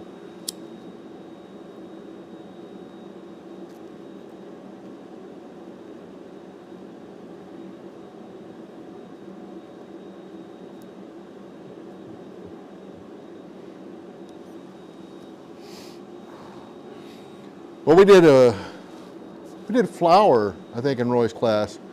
And the way he does his leaves, he does them on the horn, and it produces a different look on the bottoms. I kind of like it, almost like a spade type of thing. You can kind of do that the other way too. It's one of those moments where it's like, oh, hey, while I typically wouldn't do that, there's a technique there that I can see and have value in.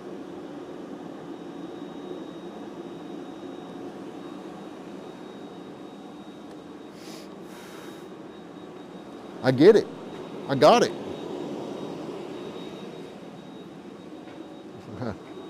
I need to go find my real brush. This thing.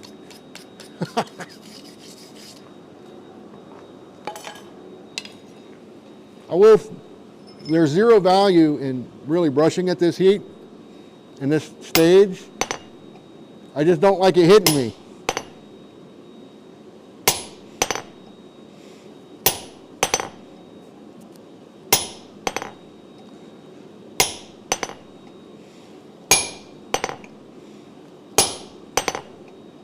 That's warm.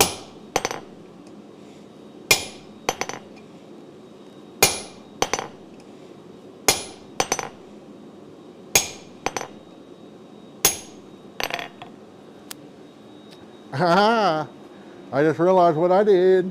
Sorry. I will switch it before I pull it out. Here's where I'm at.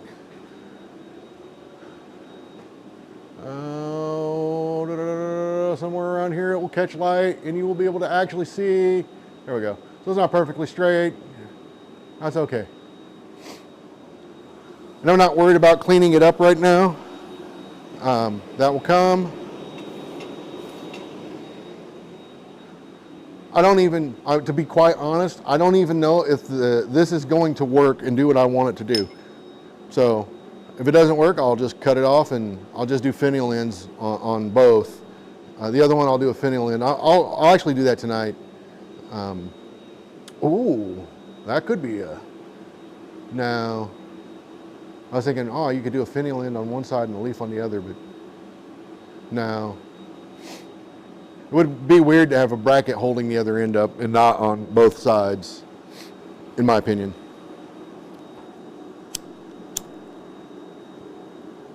I'm weird, but I ain't that freaking weird.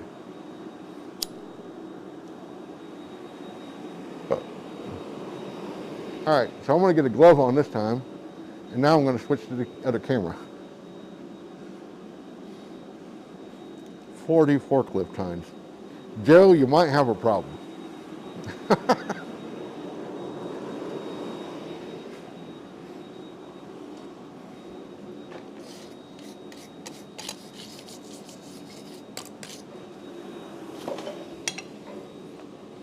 Okay, I want to take that a little deeper.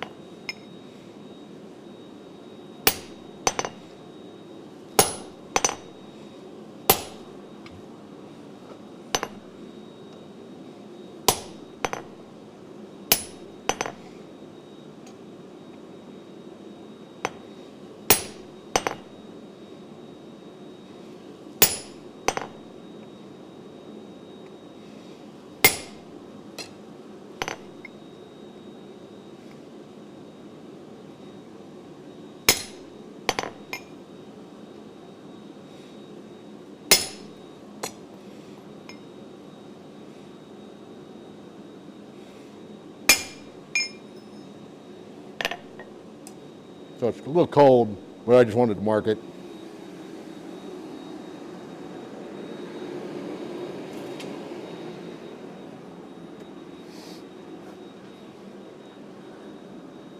Preparing, not hoarding. There you go. That's a good way. That's a good way to phrase that. There's a guy in our local or our statewide group. I'm not going to say his name, but this gentleman has mounds and piles and barns and storage containers full of blacksmith related stuff and material. It is crazy. And I mean, he is not a young guy, let me tell you. So I kind of feel bad for the kids and the wife if he goes before they do.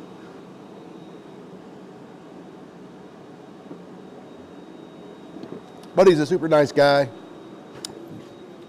Got lots of information. He's been forging, hell, I think since the 70s. Maybe even before that, who knows. So,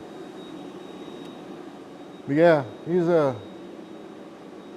if it were made, he's probably got one.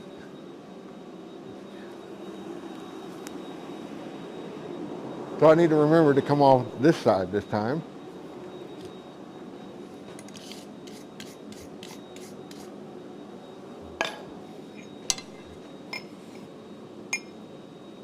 Fill that, okay.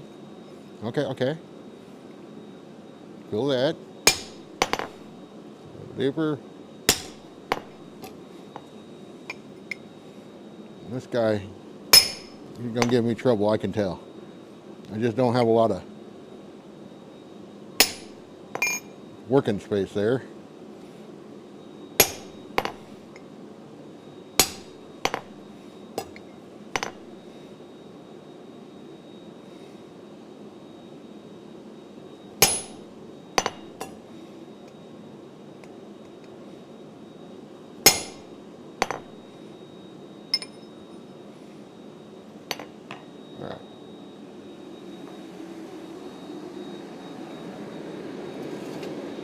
I know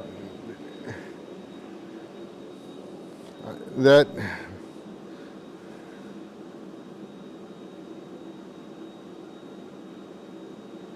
you don't want to sleep in the shop, dude? Is he just north of Quad State? No, Shane, this guy, he's in he's about 2.5 hours west of me, in Indiana.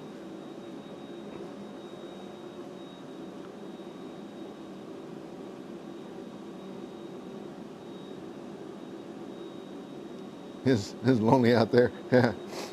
I told a running joke in our house has been if my wife ever gets tired of me and decides to leave me, I'm just moving into the shop. She can have the cabin. I'll move into the shop. Because I ain't moving all this shit again.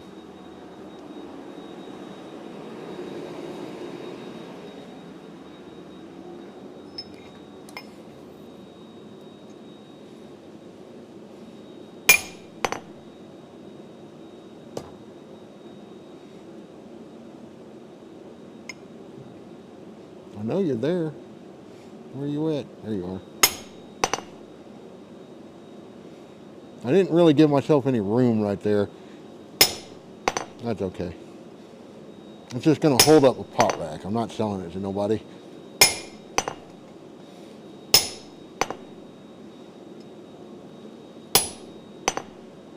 Alright, so there's that side. I'm not happy with the third lobe, but it is what it is.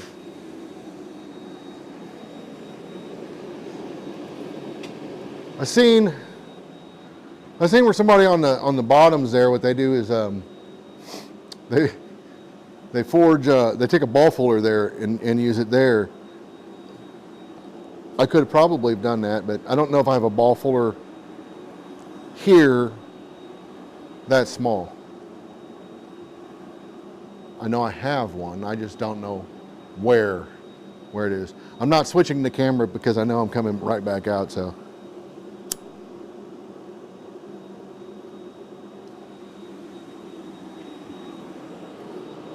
Otherwise, I'll just frickin' forget again.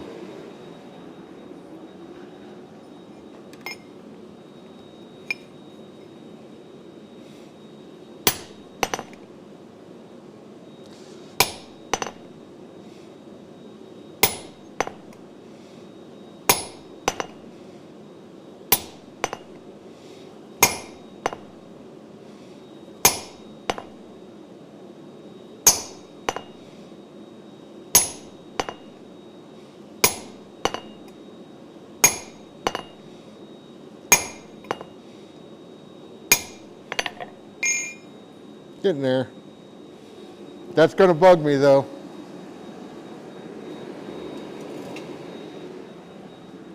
It's gonna bug me. I don't know how big that is. 3/16? That's a pretty small one. It's the smallest one I currently have. And here's the thing with these, I'm actually not very used to using the curved style fullers yet. I'm still kind of getting the hang of that. I'm digging them though. I really do dig them. I'm just not fully versed in all that I can do with one. Another thing I might do on the other side is use this Ferrum style fuller, Jacob Ferrum style fuller. This one is, it's not as good as it could be, but it's better than most. And I'll try to show that too. This one's a little short though, so it's not pleasant to use over hot material.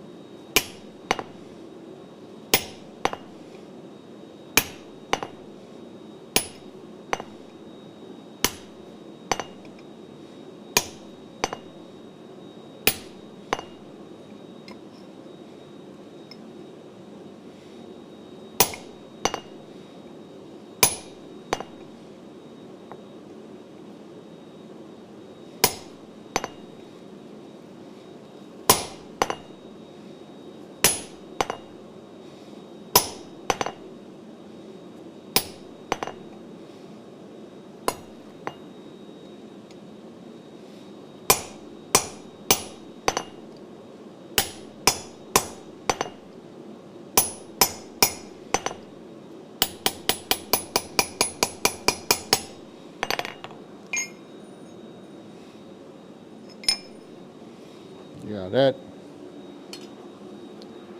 it is what it is, but it bugs me. It's the kind of thing that haunts me at night. So I can take these down. I could take these down a little bit more, but I'm not going to. I'm not going to.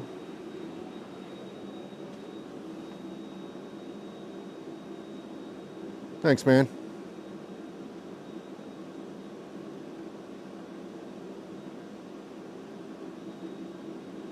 So start big and then go small. That'd be cool. I don't know that I've done that. It's not a terrible leaf, the one I'm working on. It's just not. Those are the kinds of things that gnaw at me. It's like I'm trying to get better at letting that go a little bit. But it's gonna, provided this rack comes out the way I want it to, it's going on my wall. I mean, that's just all there is to it. I would struggle, and I mean I would struggle selling that to somebody though. I mean, that would eat away at me quite a bit.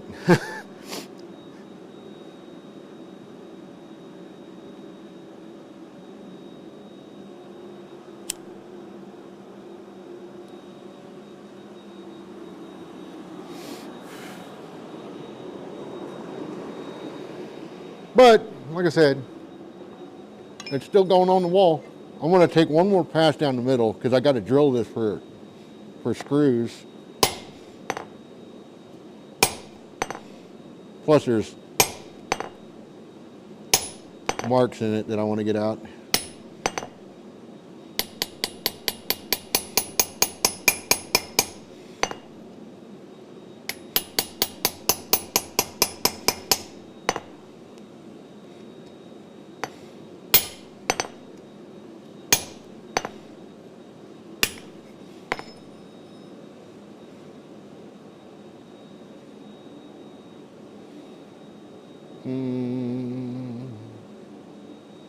That's okay. That'll work. So what I would normally do is heat it up.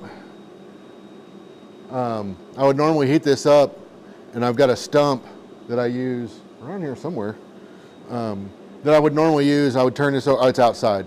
I would put this face down on the stump and then use a ball peen and then hammer that into the ball peen. It gives it a nice curve, a little more flowing, and then you can bend it around a little bit, make it all artsy and stuff. But hey, stop that. But yeah, I mean, it ain't terrible. It's just this bugs me.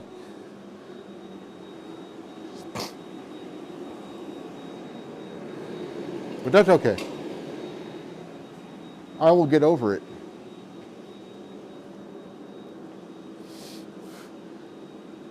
Yeah. Yeah, the imperfections are definitely, like, for me, it's more execution of what I was trying to do. That bugs me. But yeah, I hear you on that. A lot of people are really into beat up stuff. Makes it look authentic, I guess, to them. A buddy of mine had work sent back to him because it wasn't rough enough. It is what it is, I suppose. This is funny. I started this stream with the intent of doing S-hooks and then decided I didn't want to. But I think I made it over at Coal Iron Works. So there's an S-hook over at Coal Iron Works that I did. And it's not like the greatest S-hook, but there's a trick. There is, I'm gonna say a trick. There's what I liked about the S-hook was there was no piece of it that had been unforged. I forged the entire thing down from the bar I was using, and only, in my mind, only a relatively decent blacksmith or somebody's been around around it long enough would even recognize that. Like you would have to look at it and really recognize, because I literally left like this much of true material on it. I mean, it was a very small amount. I think Steve King saw it. I don't know if Steve's still around, but I left a very small amount of the true material, and then the rest of it was completely. That's one of the things that I really love about blacksmithing is when you drastically change the cross section of the material you're using. Not a lumpy, bumpy stuff. I understand why people are into it, I guess, but it is kind of weird to me. All right, so now I gotta clean this up.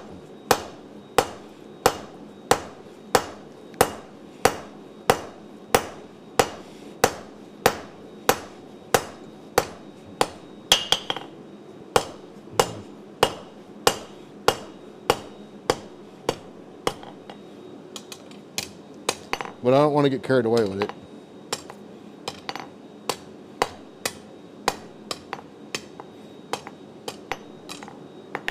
All right.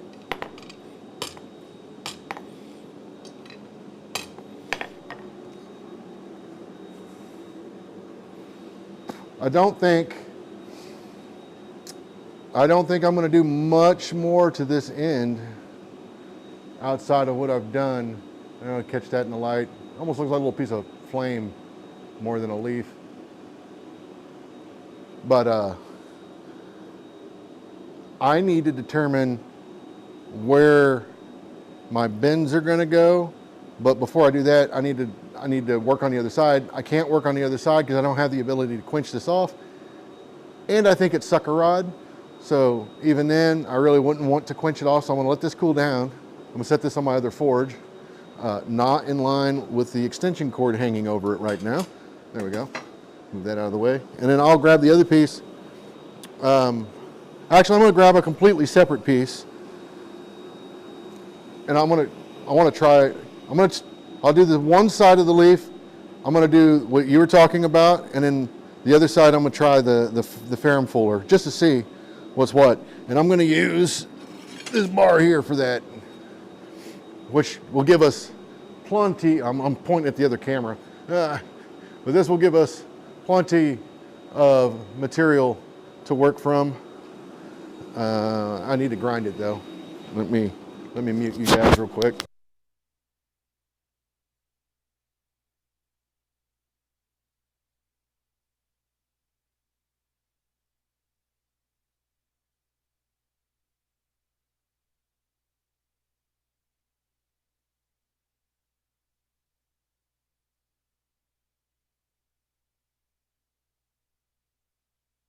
So I always grind anything with a 90-degree cut. I always grind a bevel on the end of it. Just reduces fish lipping.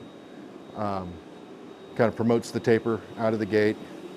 I don't know what, I have no idea what this is. 5/8 square, 3/4 inch square. I think it's 5/8. I can't read that tape, but I'll pull it out to read it. It is 5/8. Right. And it's got a nice comfy handle. I did this on the power hammer, not the twist, but that shape. So I did this piece.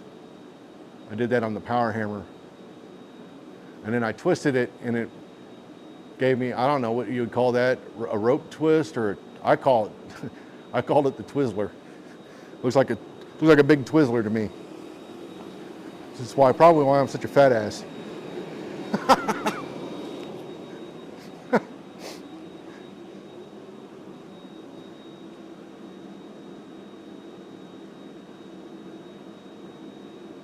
Yeah, I used to do, every time I fired up the forge, I used to forge a leaf for the same principle, really. Was there's a lot of fundamental forging practice there, so it was one of the things I liked about it.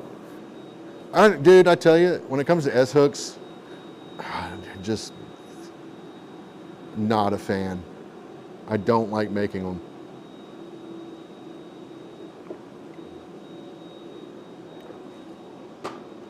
I used to not care for scrolls, but I'm starting to get to a point where I'm kind of interested in them now. And this is not a great example by any stretch, but stuff I play with every once in a while. I learned a lot doing this. A couple of things got away from me, but it was fun. And it was the first, I think that's the first scroll I've ever bent the hard way. So that was fun.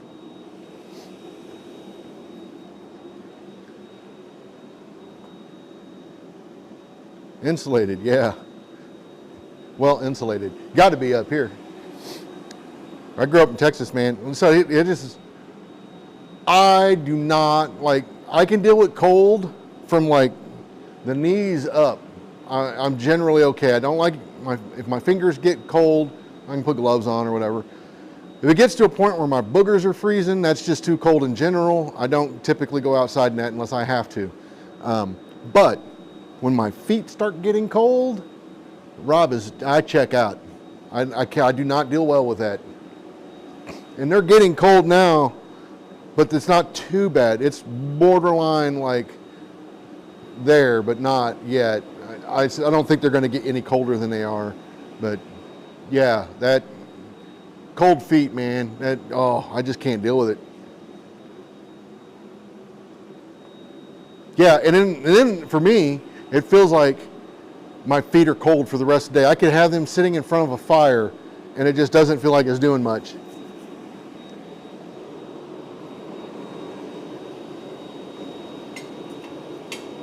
All right,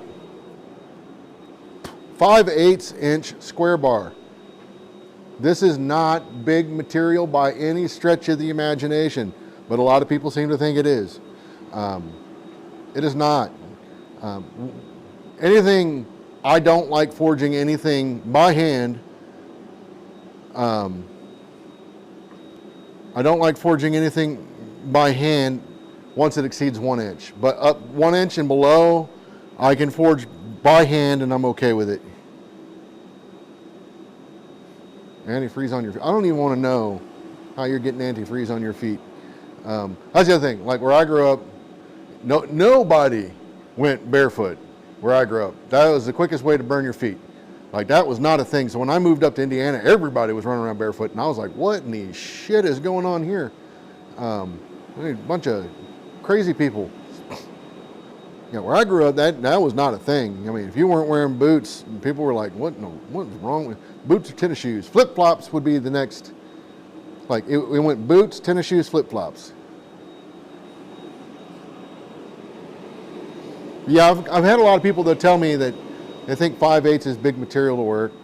It's not. Learn to forge effectively. If you're going to use the face of your anvil to forge, which I do not recommend, if you're going to use the face, at least use something with a round face. I'll switch because I'm getting ready to come out anyways. I'll switch. If you're hell bent on forging on the flat face of your anvil, don't use the flat side of your hammer. That's the least efficient way to forge. At least use a round face. So I don't know.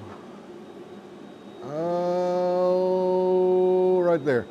I can get it right there. I don't think it's in focus, but that's okay. Notice this isn't actually round. It's described as a squashed ball. So a lot of people talk about, being round and leaving big divots in your work. It does not. It does. I mean, it's just, I've got a Farrier rounding hammer, turning hammer. I don't know. I think they're different, to be honest. I think a turning hammer is more round. Because the Farrier hammer I got is actually not, it's got a round face, but it's also not, super, super duper round. I think a turning hammer, I believe. I'm not a farrier, so excuse me, but yeah, it's not true round. Squash balls, yeah. So we always refer to it as a squash ball. But yeah, banging flats is probably the least efficient way to forge. If you're insistent on using the flat side of your hammer, or you only have a hammer with a flat side, go to the horn. You notice my camera is set up to not really show the horn much because I don't use it that much. If I were doing that, I would probably kick the hammer off to this angle and then into the horn. But I don't use the horn that much, which is why it's not a prominent thing. I don't know if you guys have also noticed, I don't stand typically, I don't stand this way.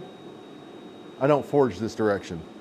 I don't have a problem with those that do. I just don't do it. Hey, Jamie, I forge from this end so I can see the edges of my anvil. And then I at least remove the excuse that I didn't know it was square. It's all my fault at that point. So I'm going to pull this out of the heat and then start drawing it down. And then this is going to be either great success or the most wild failure you have ever seen. Let's see what we get.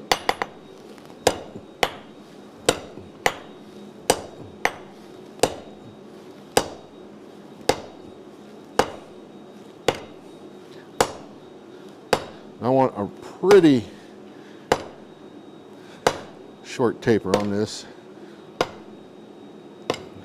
Notice I'm really kicking up my angle now because I'm really just focusing on that tip. And I missed twice. Not once, but twice. All right, I think that's good. Straighten it up, clean it up.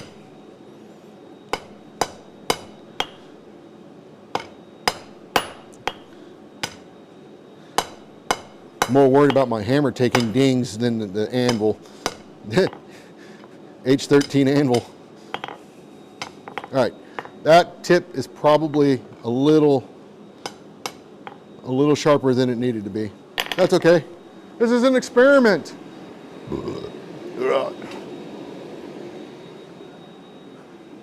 It's an experiment. So how's the shop coming, Jamie? Mine is a complete mess. I need to start cleaning it up. I did start cleaning a little bit today. I moved the press over. The press is that way now. And then I got this area I need to clean up. The vise needs to get moved. I got a TV tray where the vise should be right now, but that's going to move. That TV tray there is going to move. I've got one over here. Oh man, I'm pointing to shit and you guys can't see it. So, so the press, you can kind of see it over there. So I moved the press over here. It's right next to the big power hammer. I don't know. I haven't decided where it's going to stay yet. But I moved, it was over in this area, and then this vise here needs to move that way. And then this TV tray is going to move over here. There's a tray here right now. I don't know. You can kind of see it. But the big tray is going to go where this is. And this guy, this is actually not a completed tray. It's not riveted together or anything right now. Tape, duct tape is what's really holding that thing together right now. Well, duct tape in the rails, but it's collapsed once already. I think the shop cat collapsed it. I was trying to figure out how it came apart because it had been sitting there, never hit it or anything. I was originally thinking maybe a squirrel did it.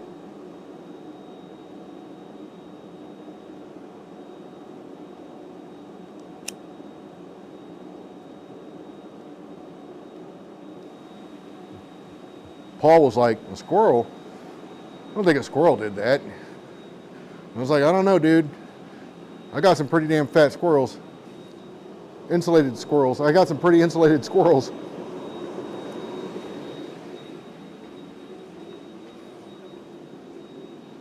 So let's come over here and leave. That looks like a good amount. Let's come over here though.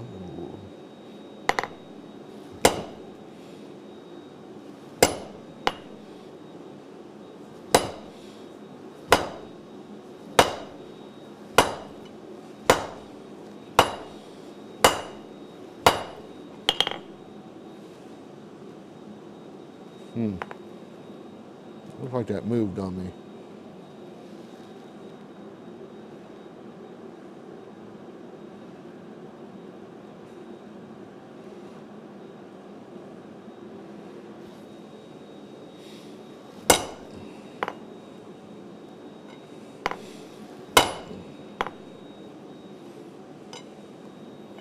Just trying to clean up that shoulder where it moved.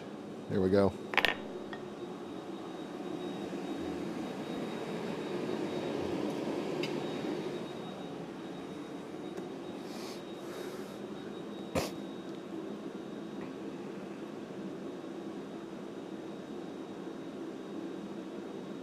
Nice. Yeah, saddle for that thing is gonna be nice. I need to do some for the tire hammers. Brian was all about making the bigger ones for these, but to be honest, I don't think I'm going to make a bigger one. I'm just going to make it to fit these dies, these smaller dies, because I've got a bigger hammer with a bigger saddle on it, so I don't need it. I would prefer something to fit a little bit better. He was thinking, you know, using the 6-inch long dies and making a saddle for that, and I get it, but I use the 6 inches, but I don't use them that much. And I think the two tire hammers will be set up differently. They currently are. One's got full-ring dies in it right now. This one will probably always have flat dies in it. And then the big hammer will always have flat dies. But it's got a saddle, so.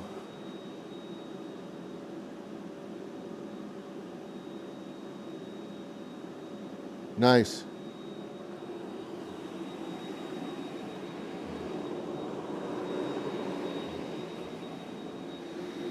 So I'm cheating? No, I won't cheat. You know what? I ain't scared.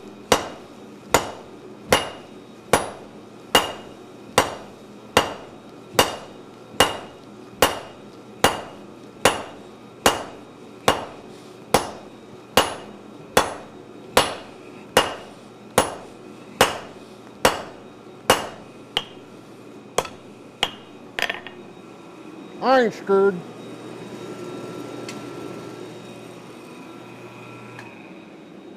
Was that Bernie Mac from Def Comedy Jam when he first came out on Def Comedy Jam? I ain't scared of you motherfuckers. I ain't scared.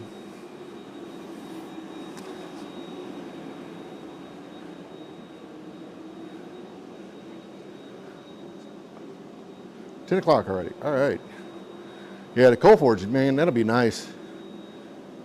Gas is nice too, though. Man, I'm using it right now. I think for what I'm doing, though, I think the coal forge would be nicer. It would be nicer. It would be more nice. What's the grammatical corrections for that? More nice? Nicer? I think I'm going with nicer. It would be nicer.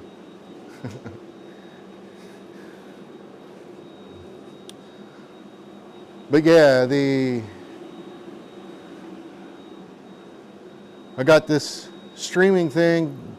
It's getting, I feel like it's getting better every time I do it, but I'm still not there where I'm comfortable with all the way everything's set up.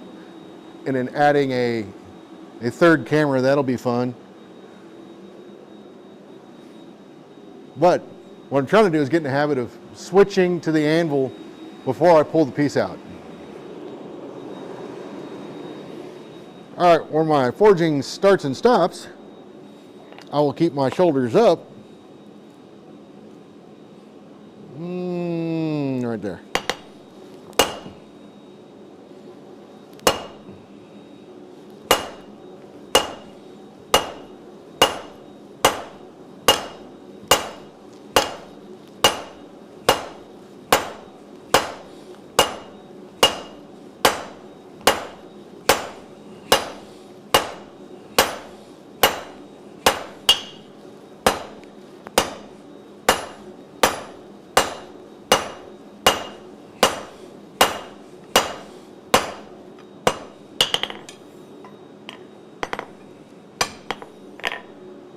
I didn't do nothing.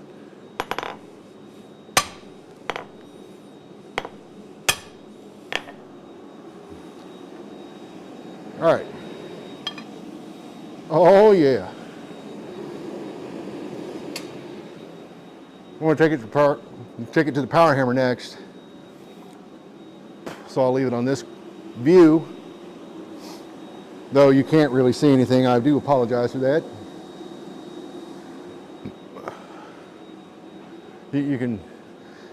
Y'all can enjoy the beautiful backside of Rob as he forges this down real quick.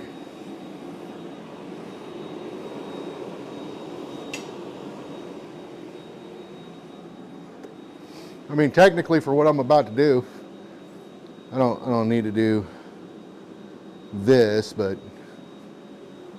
I figure why not? I'm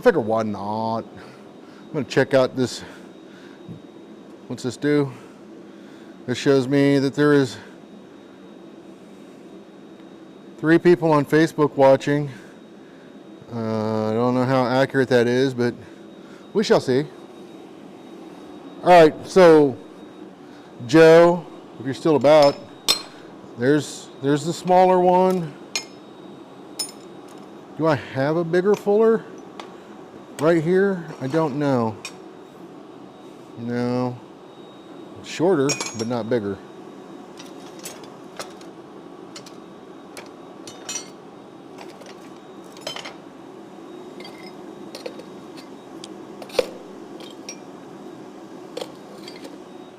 Let me go find one. I will go find one. So we're going to go big first and then smaller. I'm probably going to royally screw this up. All right, man, if I can even find a big fuller. I need to go through and dig out all my stuff.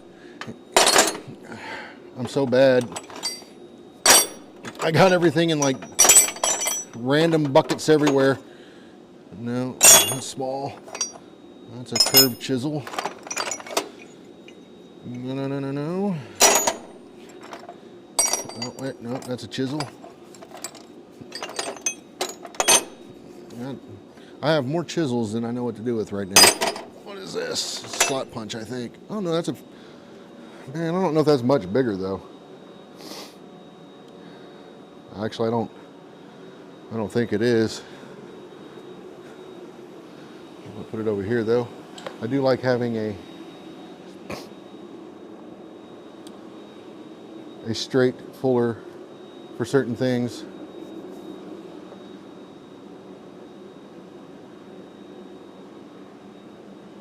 Huh.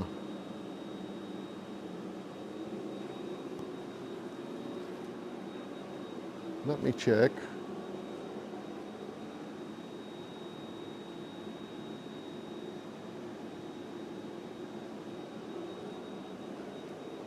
Let me check. Oh, it's a chisel. Man, I have more chisels than I know what to do with right now.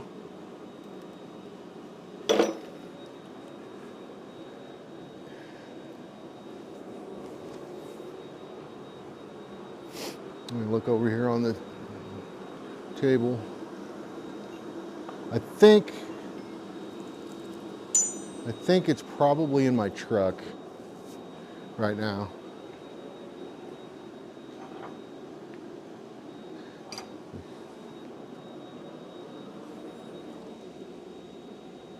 I know I have a bigger one now.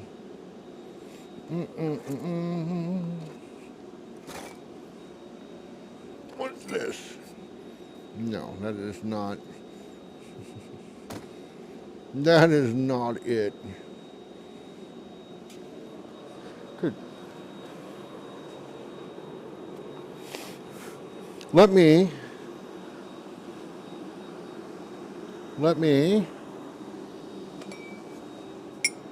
got it.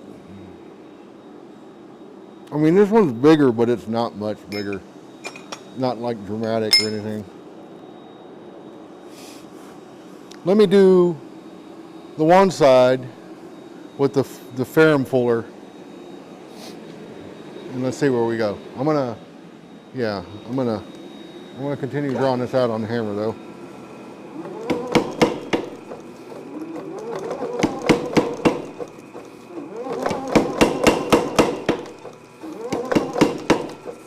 Oh, I think we just ran out of fuel.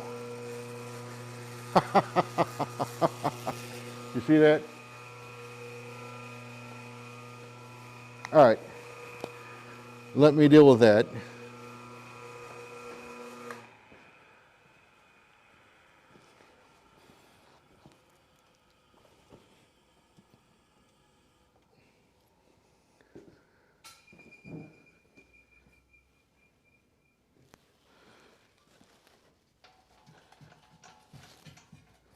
We either ran out of fuel or what? It sounded like actually the blower's off.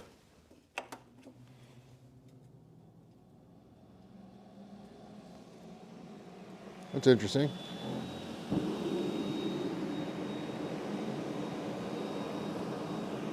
I must have accidentally moved it and it hit the paddle to turn it off. There's a paddle under there. I need to mount it. I just haven't gotten around to it. All right. I know I'm getting low on propane now. Anyways, let me take another heat and round this up real quick. I'm not going to take it any. I mean, it's an experiment. I'm not going crazy on it.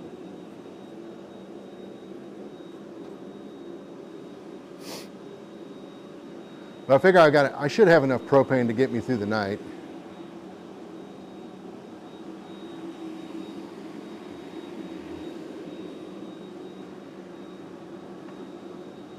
But looks like something's on there that was on fire. It weren't on fire.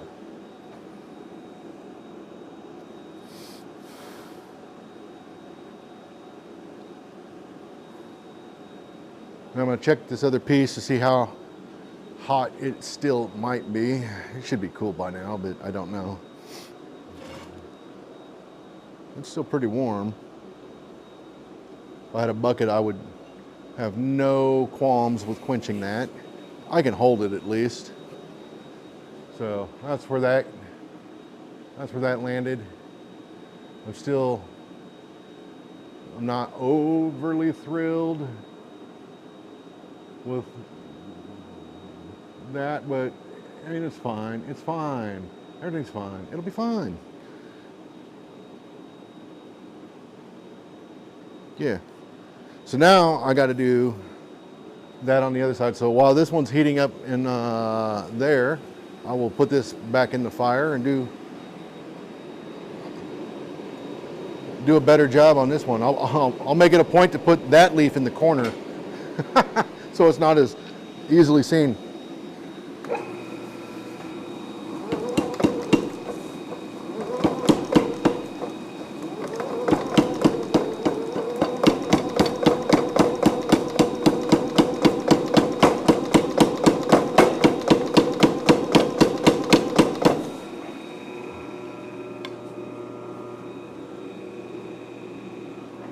Nope.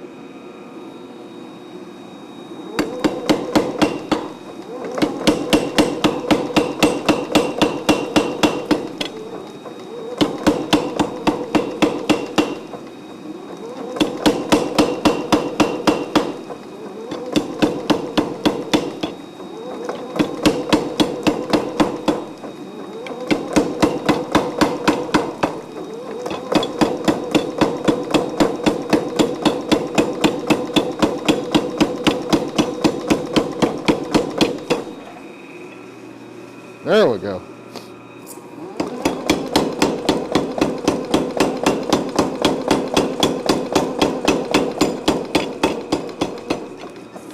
All right. So that's all the more I'm going to, for this, that's all the more I'm going to draw that down.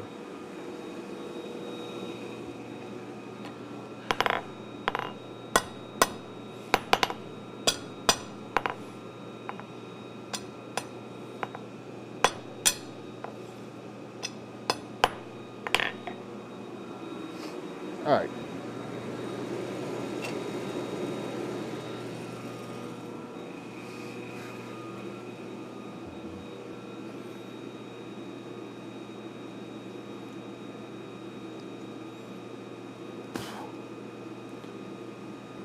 Yeah, Jamie, you know, the thing with the wall thing, I want to do that, and I've got some stuff on the walls, but I'm trying to not put too much on the walls right now because I think this year I'm going to try to make an effort to insulate the shop as best I can.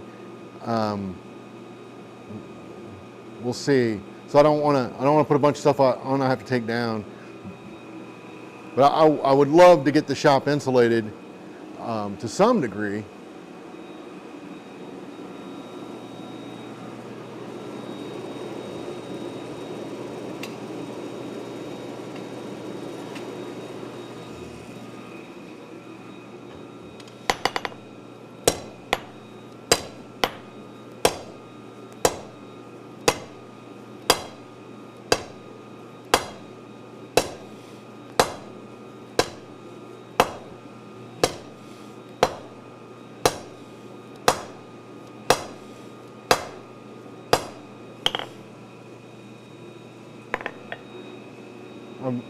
I didn't switch, but let me mute you.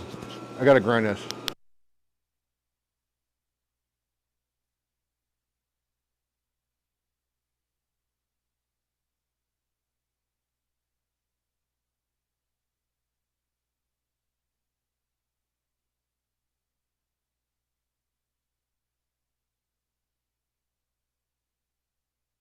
It was fish lipping on me, so I just ground that off. Now I'm gonna take this over here and squash this.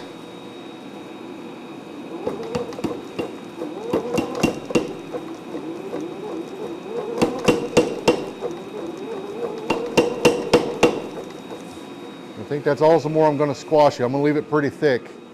So we got ample play material here. Though I still haven't found a big fuller, so I don't know how. I mean, no, that won't work.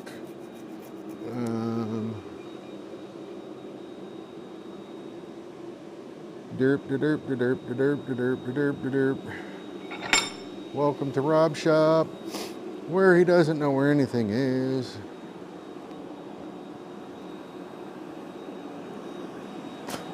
I might have to make one.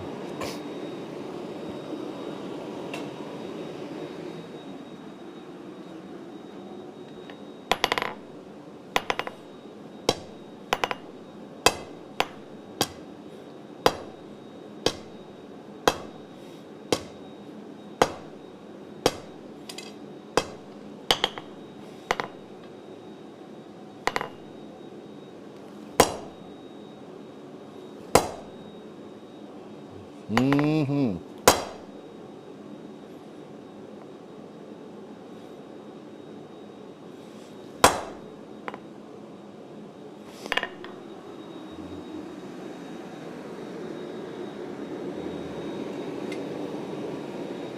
All right.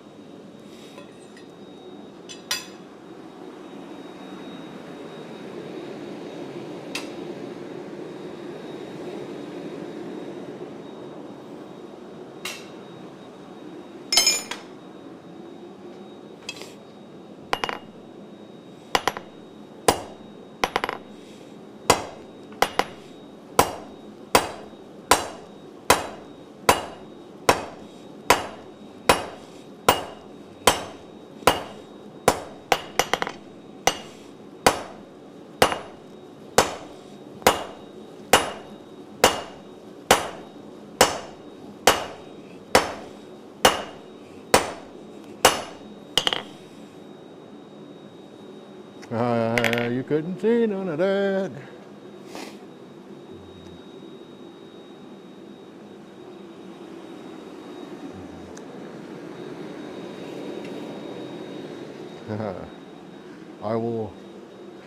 We'll switch the camera now. Because I'm mostly going back and forth. I'm gonna get a drink though.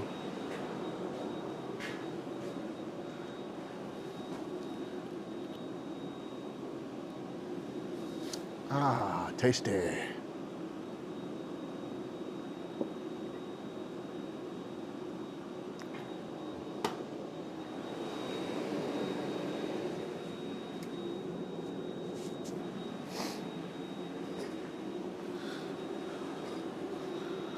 What shit is that?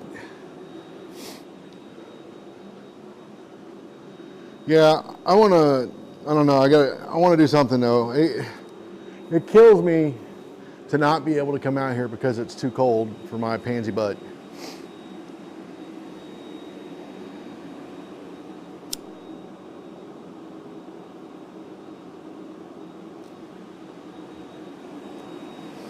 I hate that. I hate that a lot. I'm still just fullering down the center. I was.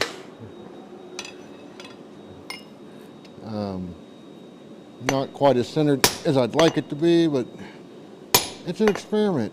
We're experimenting.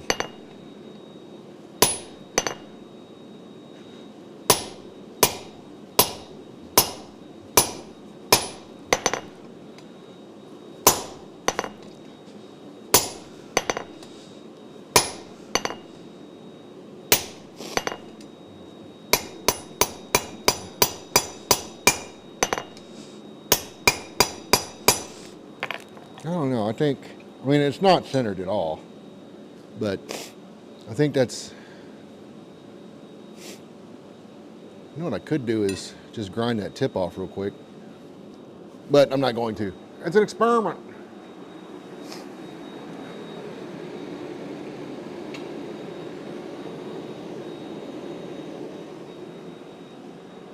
I'm gonna put this there.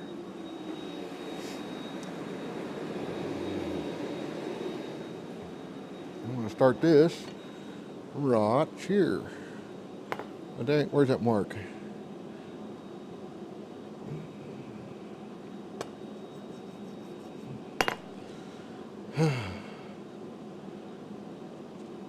There it is, I think. Okay. I'll start it here. Right on it, almost.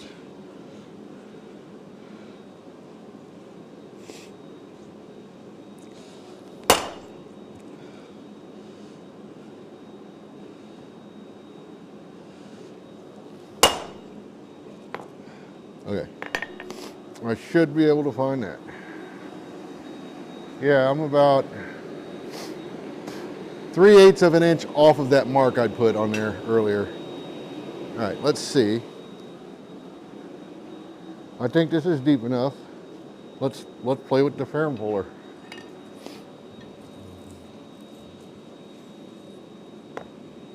I'm gonna start here. Oh, and actually hit it. That would be, and then up more,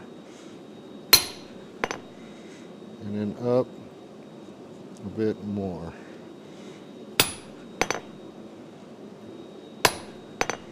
Oh wow.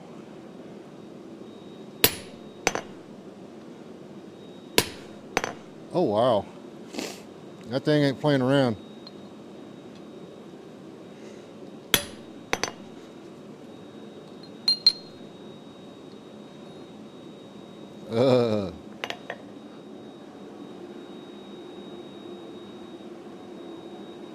All right, that's going to be a more of a ease into it tool, apparently. Not what I just did. I'm going to put that away. I don't have a big fuller, but Joe, I will make one, and I'm going to try that. Starting with big and then move into a small.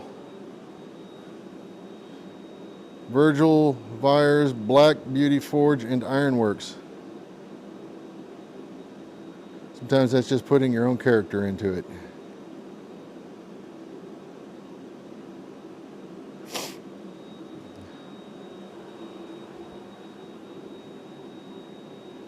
Yeah, I'll try it, Joe, for sure. It sounds like a cool idea.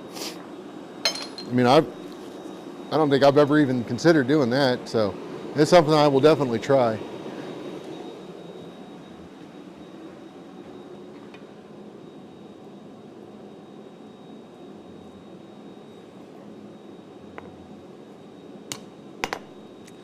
I tell you what, I could have marked this a little bit better. There we go.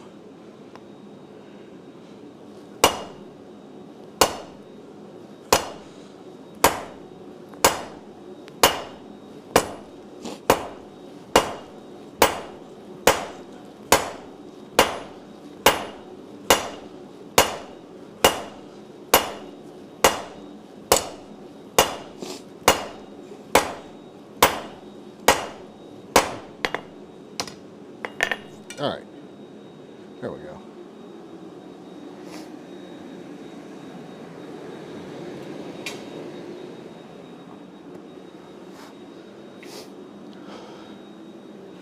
Take it easy, man. Don't trip over any forklift tines. Yeah, I'm all about putting your own character into it, but when a flaw is a flaw, I mean, just call it for what it is. That was an experiment, really. That I know my ferrum fuller is not right. That's the other thing. Like it's too sharp, And that was what I just did on that piece, was a great example of it being way too sharp.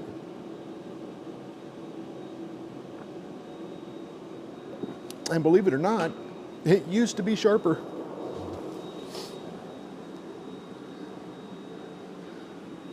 So really need to just take that down and make it less sharp than it currently is.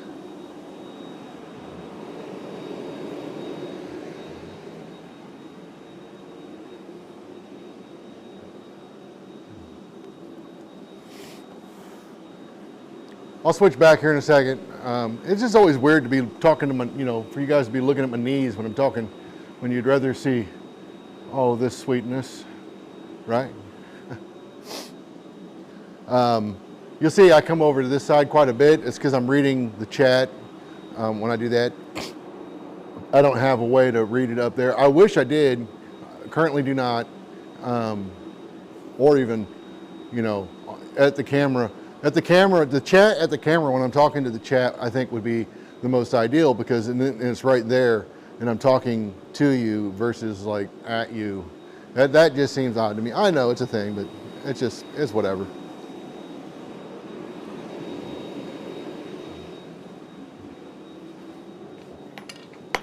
Shoulders up.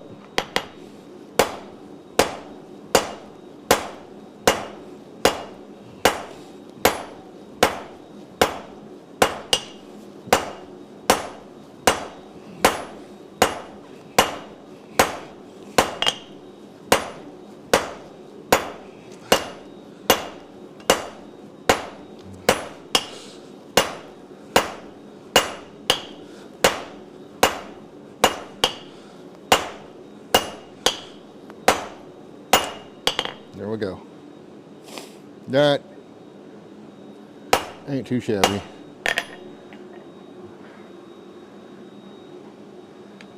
Even shoulders on this side, which really matters. And then I'll blend that down later.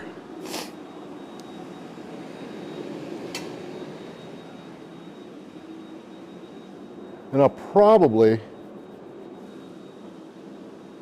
being off the center line? Yeah. Artistic license, man. Artistic license. Swapping, I forgot to swap cameras again. I'm trying to remember before I come out of the heat. I had it in my brain that I was going to use the power hammer, but I did not. But I'm going to this time. So I'm going to leave it on the widescreen. I don't have a power hammer camera yet. That'll be probably next week. I ordered the cables today so I can do it. So we'll see how long it takes them to get here. But I can't run. I don't want cables running through where I'm walking.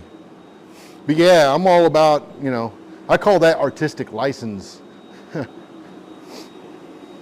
But that was, we were playing with an idea, and then I couldn't find the tool that we wanted to use to play with the idea. So I wasn't really too worried about the aesthetics of it. But then when I started using the ferrum fuller on there, it just went off the rails real quick. Like, if that were to be a piece that I was actually going to do something with, I'd have just cut that off and started over. All right, I'm going to round this up here.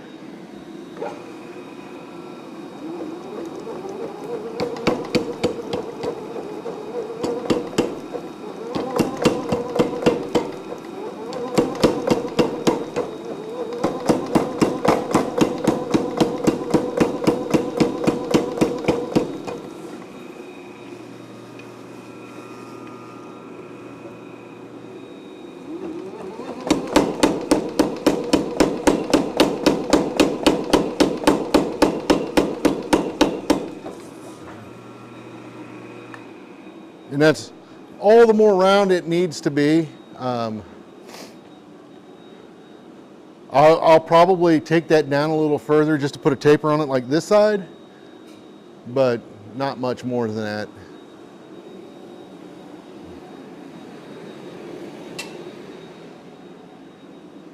And it's going to be a pot rack, I hope. If it doesn't make it to the house pot rack, it'll be a shop rack for something. Hold tongs or something. And then before I end the night, I'm going to start one of the finials for the other pot rack, which is going to be done in a slightly different style.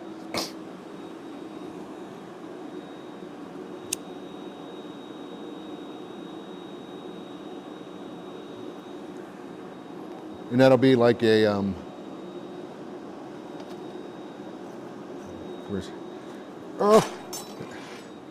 it'll be similar to like a hex ball. That's kind of what I'm going for, but sometimes they get away from me and they turn into something else. Like I think last time it was kind of like I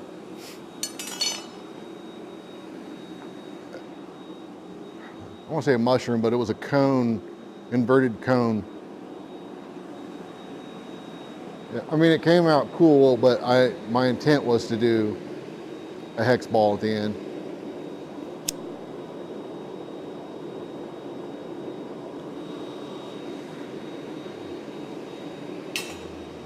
All right, I'm going to flatten this on the hammer again.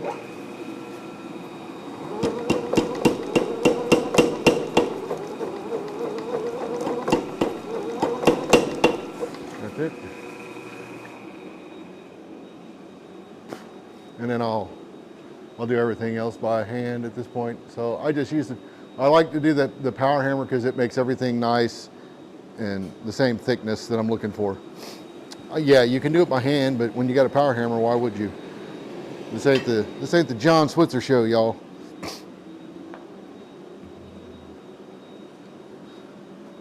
You got a power hammer, I'm going to use it.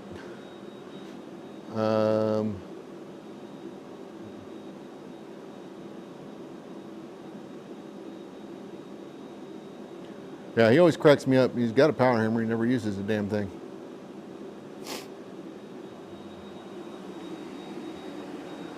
And eventually, I tried to wire up my big hammer tonight, and I ran into some logistical issues there. So hopefully, I'll be able to get a test run this weekend, and that should be fun. All right, let's see if I can make this one somewhat straight.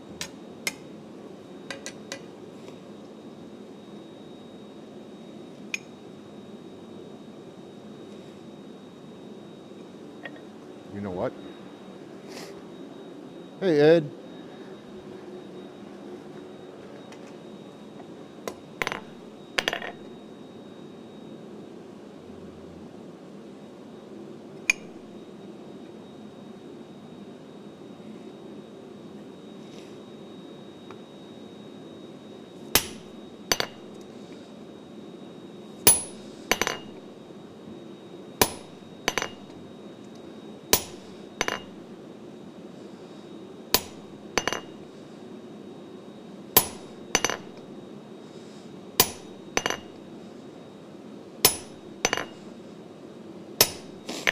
All right, so definitely better than the last one. I also left the tip of this thing fairly blunt. I think it'll be whatever. It'll be good. It'll be all right. Yeah, I'm looking forward. So the test run on the power hammer really is, we're not going to be running it hard or anything.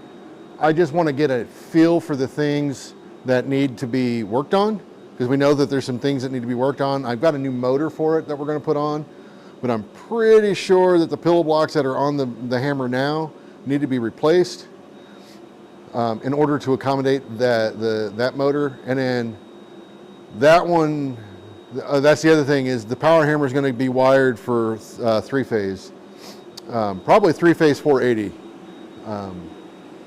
Simply because that will allow, it's drawing less amps,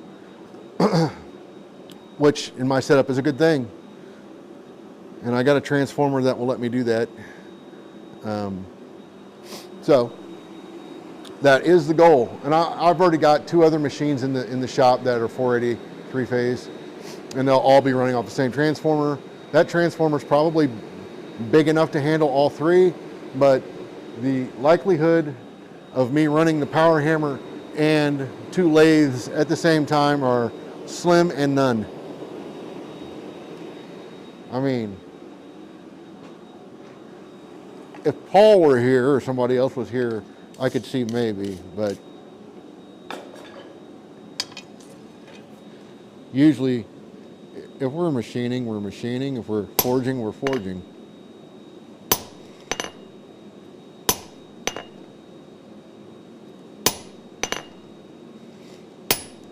There we go.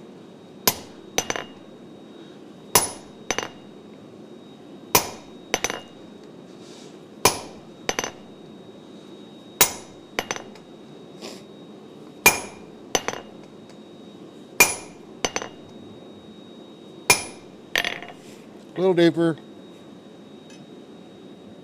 Now this time, this heat, I'll be able to go a lot deeper because I'll be able to feel, I couldn't really feel it. I could, but I wasn't confident. So now that it's a fair bit deeper, I can feel it a lot better, and I'm more confident to hit it harder. Yeah, I'm really looking forward to getting the big hammer running. I got, like I said, I got a 7.5 horse motor for it. It can be wired 220, but I think the play there is reduced amps is less strain on your motor. So I think running at 3-phase, just running 3-phase in general is going to be less amps, but running it at 480, I think will give me the best life out of that motor. I paid $150 for that motor, so I ain't not that big deal. But I mean, I see them in auctions all the time, but finding a motor that's close to the right RPM is always tricky. Like I can see 7.5 horse motors all the time, but it's rare that they're the correct RPM. But I think I got the motor situated. There's nothing, as far as we know, there's nothing wrong with the 5 horse other than the fact that it's a 5 horse. And if you watch the Clifton Ralph DVD, when he's talking about that hammer in particular, he talks about how if it had a 7.5 horse motor on it like it should, it would be more zippy. And he wished he had one to put on there, but he didn't at the time, I guess. And he wasn't, is my understanding, it wasn't his favorite hammer anyways. He really loved that 100-pounder. So, big reason why he sold it. There was a issue with the foundation as well as part of the reason why he sold it, is my understanding. So, I mean, we ran it and it ran fine. There was no major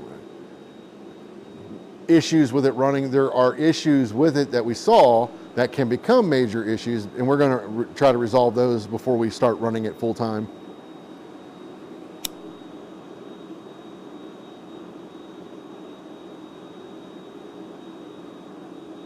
I will say, all those minor issues or whatever, even replacing the motor, all of that is a big reason why I originally wanted, I had really, I was talking to Anyang about getting the 168 from them, and the only reason I didn't was because the power requirements would, my 3-phase rotary converter, it wouldn't have handled it, or it wouldn't have handled it well. And I was going to have to upgrade it, which is going to be an extra $5,000, which that was all of my budget for the foundation and everything else, with some other stuff. You know, I was just like, actually it was above that. So I was like, man, I just can't justify it. I really wanted it, but maybe in a couple of years.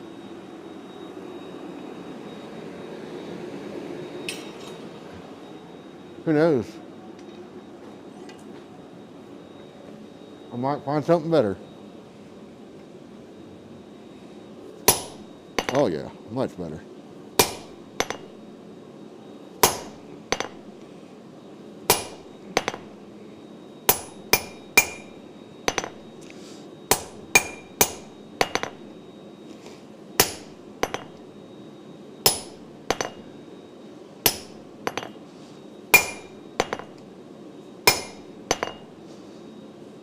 Okay. It's looking much better. More in line with what I wanted in the previous one. So, get it hot again and keep on trucking.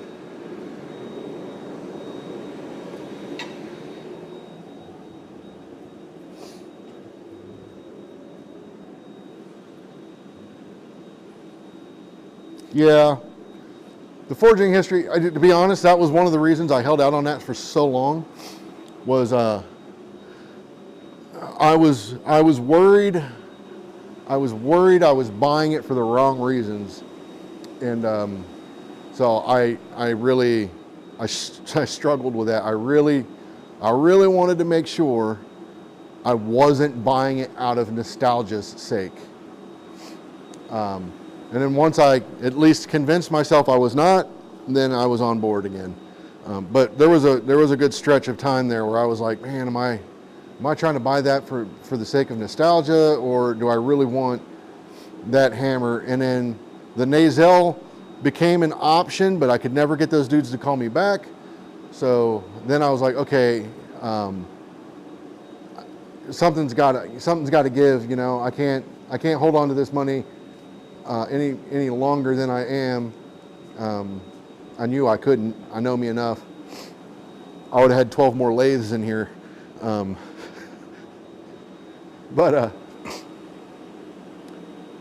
when the Nazel fell out, then I started talking to An Yang, and then once I realized that from a price standpoint, from the extra stuff I had to do, cost-wise, that wasn't going to work out.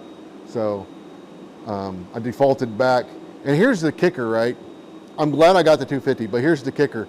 Is my understanding that the 100-pounder might be available at some point. And I might try to get it. We'll see. We'll see. If it doesn't, I know a guy who'd probably love to have it. I know a bunch of guys.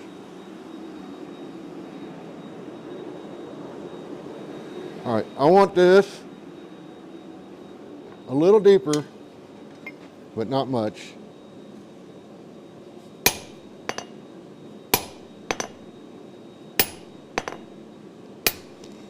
And then cleaning it up. Because there's I got it right there. So now,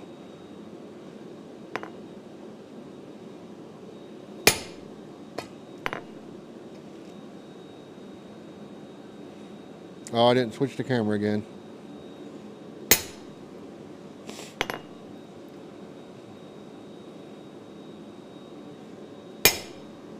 I'll fix that. Anyways, those two marks are about where I wanted them. I don't know how well you can see it, but they're about where I wanted them. And they're pretty even with each other. And I will remember to switch this time, maybe.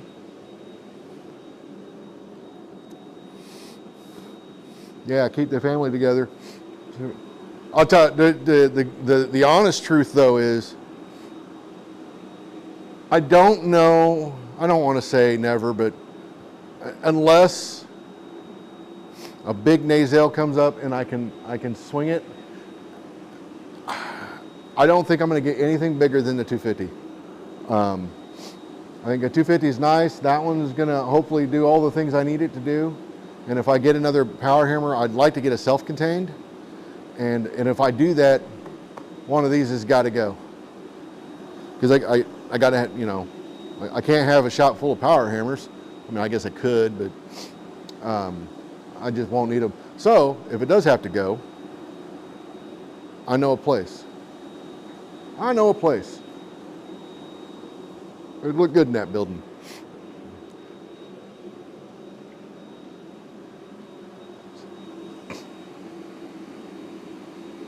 Yeah, this setup so far I'm pretty happy with. The press, I'm not sure about because I haven't used it in its current location. You guys probably really can't see it that well, but it's directly to the right of the big power hammer. The only thing I'm seeing is it could potentially get in the way, but the dies are oriented in this axis. So any long work I would do, I'd be on this side anyways. So I don't think it's in the way, and it's on caster, so I can move it if I need to. So I think that's essentially where it's gonna live, but if not, it will likely go next to the other tire hammer, which you guys can't see.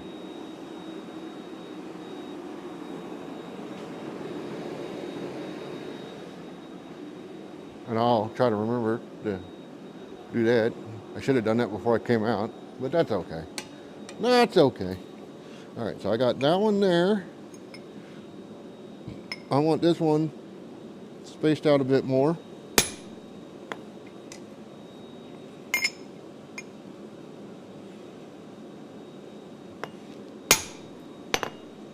I like it.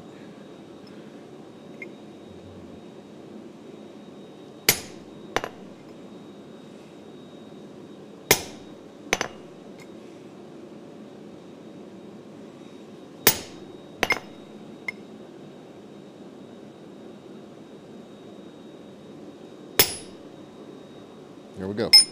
All I'm going to do right now in that heat. So.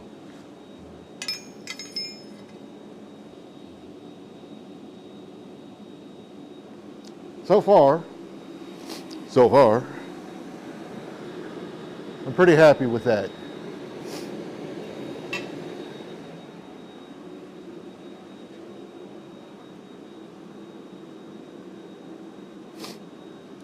Yeah, I mean, that's why I kept the 2 tire hammers that I currently have and didn't sell one. I thought about selling one, but my goal, my idea is to use, I don't know if I'll punch with the press. I've not liked what I've seen when it comes to punching on a press, but there are other operations that I think the press does really well. But let's say I'm doing a hammer, I'll take it to the big hammer and punch it, and then once I've punched it, I can take it over to the tire hammer. Well, actually under the big hammer still, I'll drift it, and then once I've got it drifted, I can upset the faces under the big hammer, or I could use the press for that. Then take another heat. When I come out, the one tire hammer's got fullering dies on it already, so I can set my trough lines and start the cheeking process right there. And I've got flat dies here, and I can use other tooling with. I'll probably end up putting specialty dies on this one too, because I'll use all the flat die work will probably be done on the big hammer. And to be able to go through those, I think will be nice. But I really want to get punching down on the power hammer.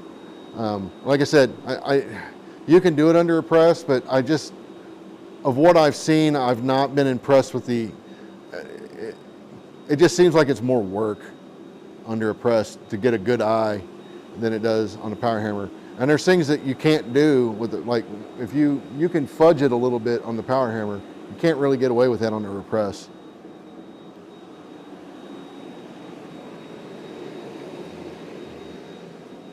All right, this is coming along nicely.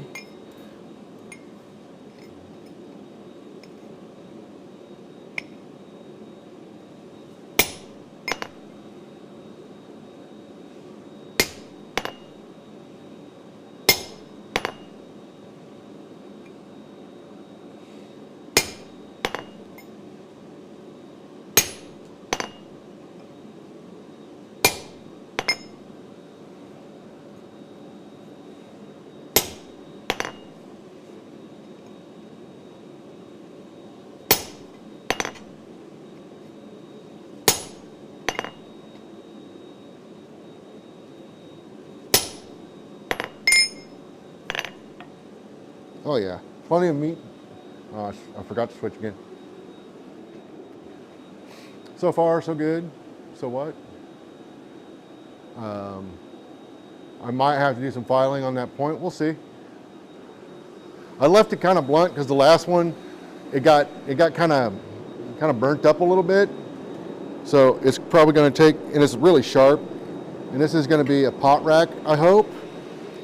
And I don't really want something, that side's going to get put in the corner, I think, anyways, because I wasn't happy with how the leaf turned out. So it'll be in the corner, so it's less, it's gonna be in the corner and pointing down.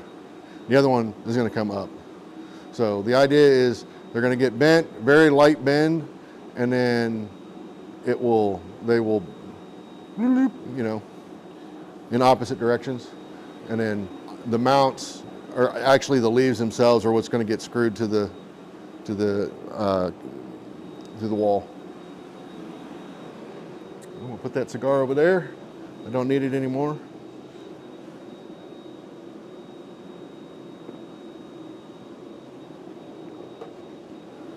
I did need that drink though. Woo. Almost 11 o'clock. I said I wouldn't do, what, last time I came out here it was, I'm at 3 hours. Last time I did this it was almost 7. I'm not doing that again. That was silly.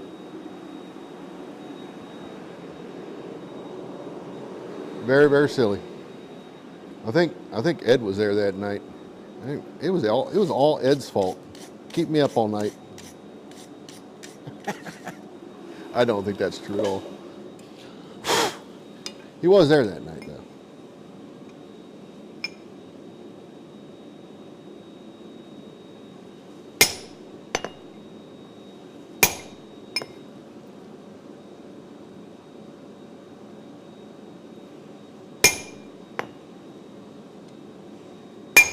Ah, didn't tilt that enough.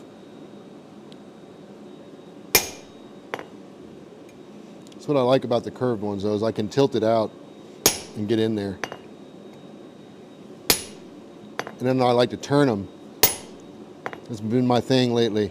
It's like when I get towards the end, I turn it. And it kind of sweeps them out, and I forgot the camera again. Golly. Golly.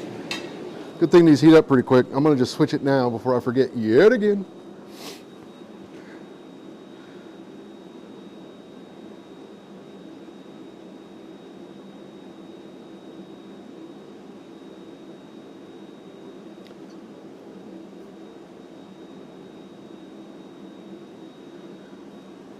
Well, and Jamie, on the punching part, you know, I've gotten a punch stuck on the press too. In fact, it wrecked my stripper plate. I need to fix it. And I got greedy. That's totally what happened. I got greedy and went too far too fast, and paid the price. I got the punch back though. I did get it back. It needs to be reground, but I got it back. On the power hammer, I just feel like if you don't get too overboard crazy with it, giving it a pop on the faces will usually free it up. But just like anything though, right? You can get greedy on either one.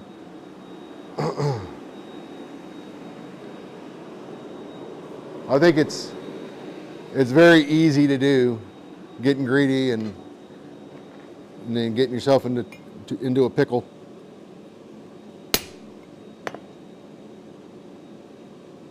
I need to hit these again. They haven't been touched in a minute. And they're starting to get a little crowded.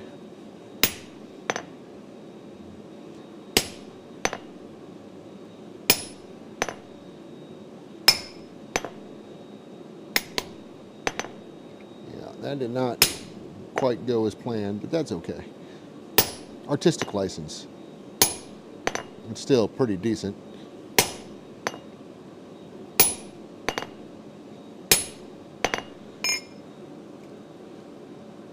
Too cold for that, but I'm going to run through the center one more time just to kind of clean that back up. And that's where that's at.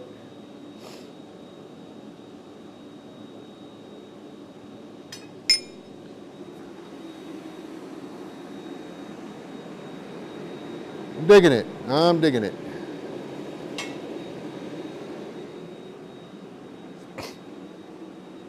More in line with what I wanted.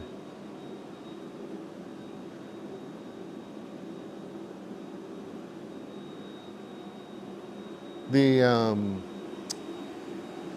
I'm not saying I won't use the press. I'm just saying so far, and it's not just my experience. You know, I mean, I've seen a lot of guys punch with their press, and almost every one of them. There's a few guys that are doing it right, I think, but almost all of them get massive suck down on the eye, and to me, it just looks terrible. And if I can not do that, that's what I would like to do. But I'll play with both. We'll see. I'm going to leave it on this anvil cam. We'll definitely. I've got the tool, so I mean, if it does a good job, I'm going to use it. That's for damn sure. You know, I didn't buy it to not use it. I have to tell myself.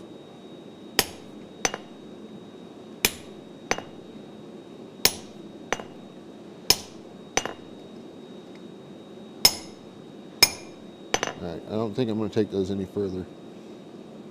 And this thing got a little sideways on me. That's okay.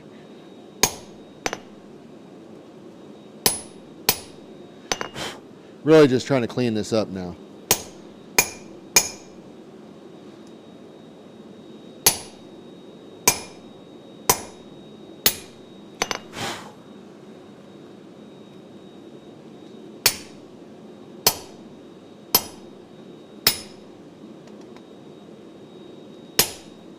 There we go.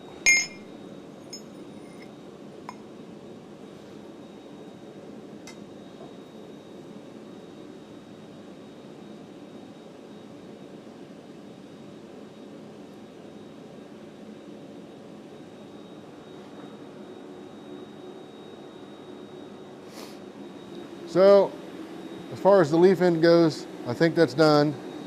I need to, this is the thing I do not like about gas forges. I'm having to heat up areas of the material I do not actually want to heat up to finish what I'm doing. Now, I suppose what I should have done, and this is something I need to mark in the old data bank, what I could have done is done the part that I want to do now earlier so I wouldn't have to do this. So it's something I need to think about, because there was no reason to not do that.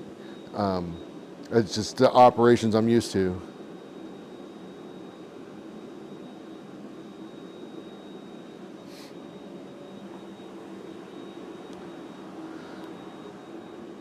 And Jamie, I don't know if you've seen Coal Iron Works' digital press controller, but that thing is awesome. And I almost bought one. I did not, because I feel like I bought an induction forge. So I feel like I'll use that more than the digital press controller.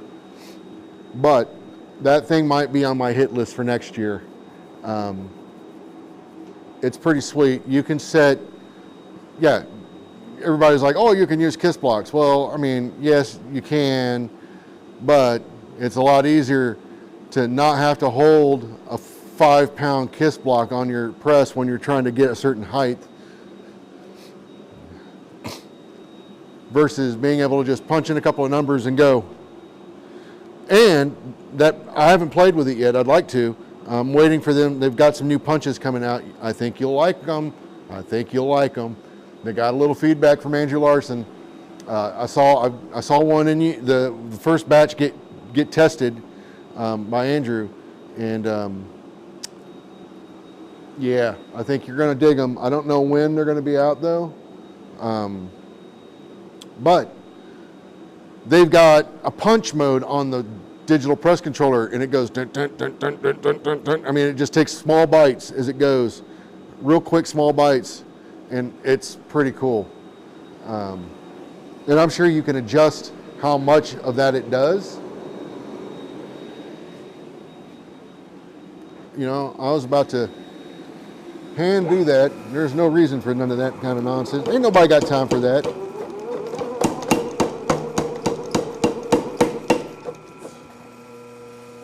Interesting. It's the power hammers doing it.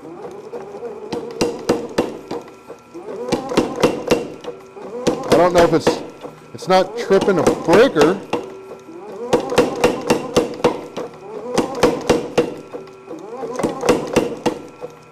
That's very interesting though. I wonder if it's the vibration is making the off button.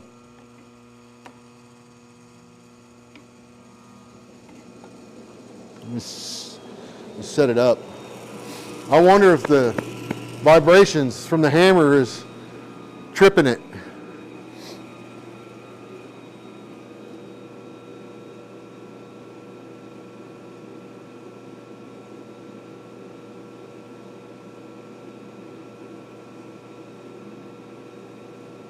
Yeah, I would say on the 168, Jamie,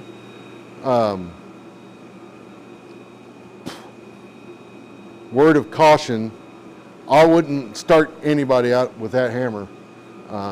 You know, you get the tilters and the lifters, and that thing will let you know, and it ain't going to be gentle.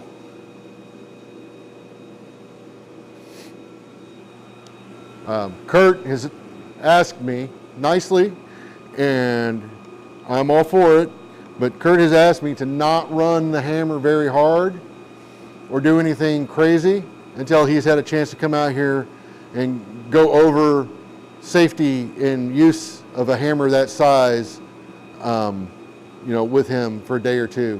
So we're going to do that. We'll probably set that up after, well, obviously after the hammer is up and running, but likely after the Abana event in June.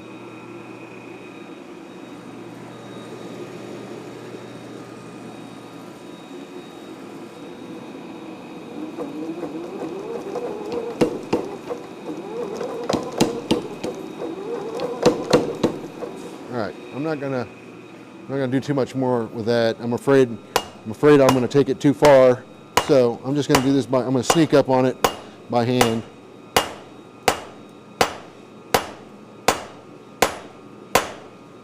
And I really didn't intend to make this one as long as I did. And right there's a little thin spot, so I want to blend that in a little bit.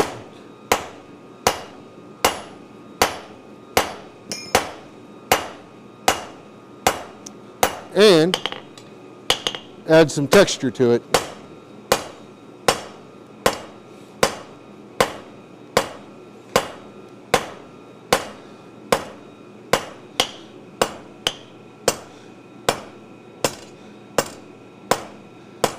I don't want this to look like a clean bar. I don't want it to be quite that lumpy bumpy either, none of which you can see right now.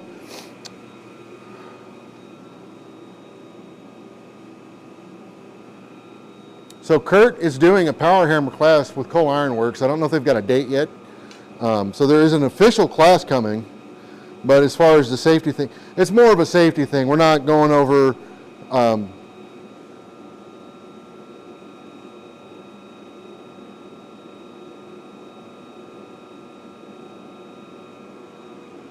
hang on.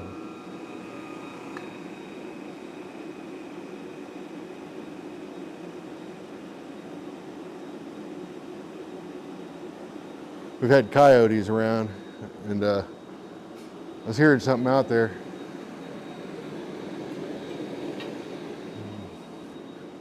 Go get my gun. But the Kurt thing is more of like a safety thing. He just wants to make sure I'm not going to kill myself on it.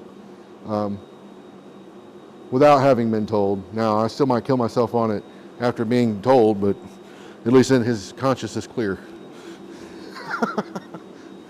I'm not trying to do none of that, but yeah, no, he's going to be doing a power hammer class, and Paul and I have talked to him about doing one either at his shop or in my shop as well. So I don't know. We'll see how the Cole Iron one works out, plays out. But yeah, that'd be fun. And we're working on Kurt's educational process. Kurt has a really bad habit of taking the toy away from you and doing it. You'll come away with tools, there's no doubt. But we were telling Kurt, we're like, yeah, man, I mean, some people are okay with that, but I can guarantee you I am not. I want to be able to do it. Hainan was not. That was not something he was really. I'm pretty sure he found it a little frustrating. But that's just the way Kurt tends to roll. So I'm leaving this somewhat lumpy bumpy on purpose. I don't want this.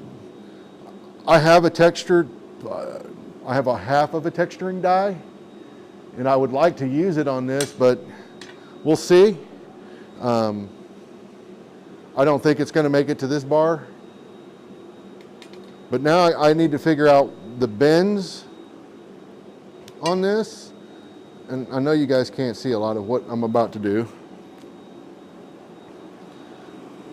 But I want to figure out how much true material I have available.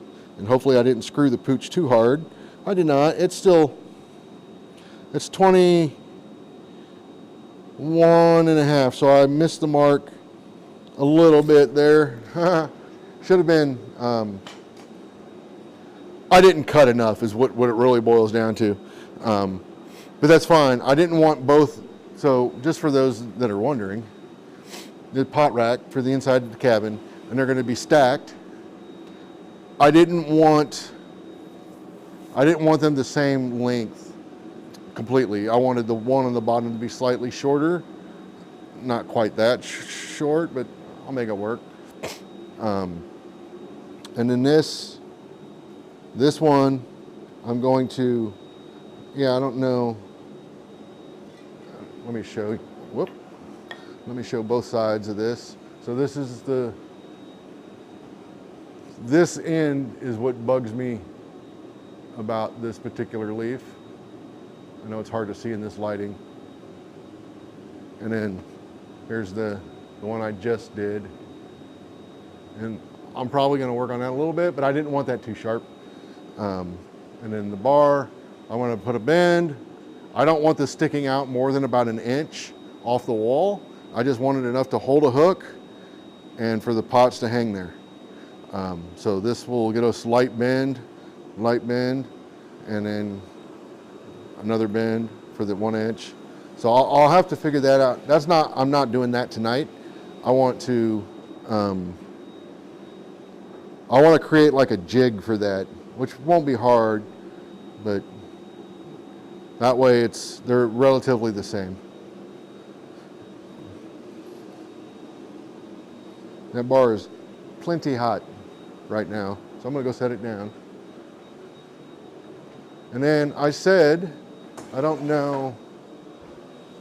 gonna work on a finial end for the other piece, but I don't know what I did with it. There it is. Is that it? No, that's not it. That's it. There it is. Oh, this needs to be ground. Hang on.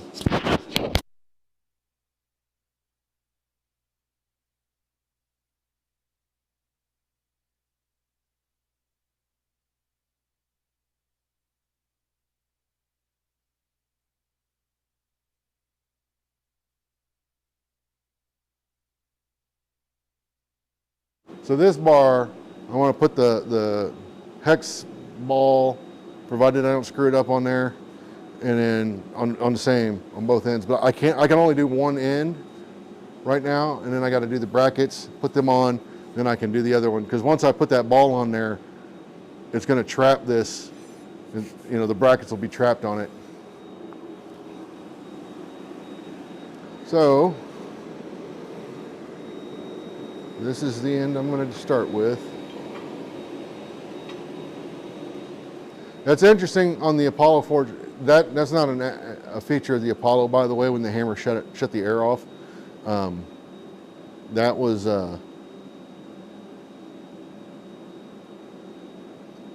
aftermarket on-off switch, and when it was laying down on its side on the inside of that cart, and I think when the hammer was hitting, it was just enough to make that paddle stop it, which I guess technically is a good thing. It doesn't take much to hit that stop button. But I need to mount that thing. Another thing I want to do for the shop is, I'm thinking about stripping out some of this dirt or building a border around the forging area and building up some asphalt, crushed asphalt in here. Yeah, I could do all kinds of things. Somebody was like, oh, do the in-grain, whatever. And I'm like, do you know how much work that is? You know how easy it is to have somebody just dump some crushed asphalt over there and just push it over here with my tractor and then come in here with a compactor? It's like, you guys just clearly don't know Rob that well. I'd be on my hands and knees down here putting down essentially pavers all day. F all of that. F all of that hard. I got Shop Kitty food. I've not actually seen this cat in person, but when I see it on the security camera all the time, and it's clearly been eaten. I've seen it eat, but I got it set up to where the camera can see it eating, because that was the other thing. I wanted to make sure it was actually the cat eating the food and not something else I've been feeding in here. I do think it's a she, and I think she might be pregnant, which means once she's no longer pregnant and the kittens have been weaned off of mama, she needs to be caught and get taken somewhere to be fixed. Because if she's going to hang around here, I don't want her sprouting kittens left, right, and center. I might keep one of the kittens around, maybe two, we'll see, but no more than that. I don't want a cadre of cats. I can take them to my buddy Steve. He loves cats. He's got all the cats. That dude's got like 20. I don't think he has that many, but he's got a lot. Yeah, I saw Spooky. I saw Spooky was inviting all of his buddies over too.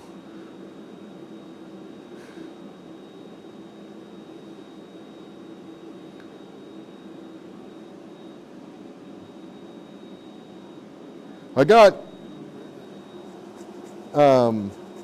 something likes to burrow right down there by the power hammer. Leaves a hole about, I don't know, about that big around. 1.5 inch hole at least. And it's deep.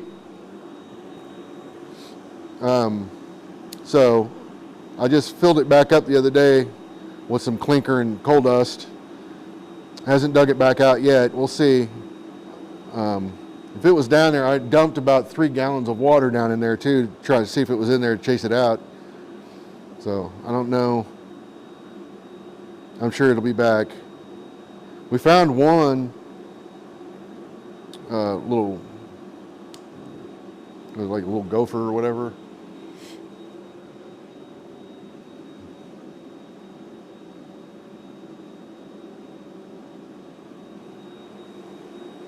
So I don't know. We'll see. Hopefully Shop Cat takes care of that. I feel kind of bad because we had Gerald the shop mouse for a while, but I would rather have a shop cat than a shop mouse, to be honest.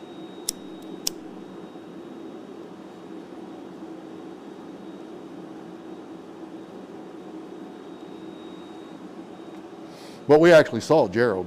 There's times where Paul and I'd be sitting in here, we'd be sitting down talking about what we were going to do, and he'd run back and forth a couple times. He'd run along the purlins every once in a while, and there's a couple times where he stopped and watched for like a good couple of minutes. He's like, "What is this thing doing?" And then he'd take off. All right, this looks plenty hot. I'm going to put a glove on now.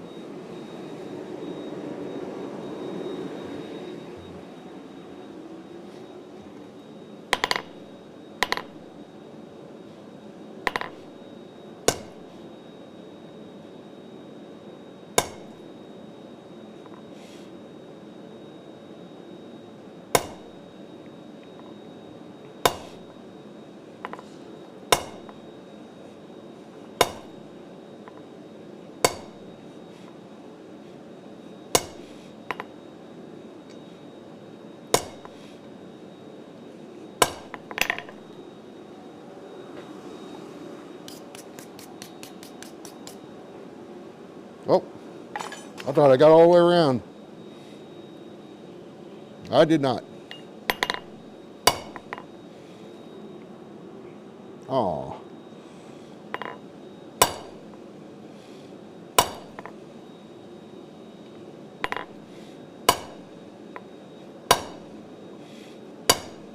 Okay. I think I salvaged that. We'll see.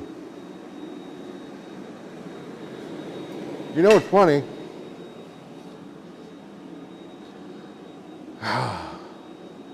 I can do that along the edge.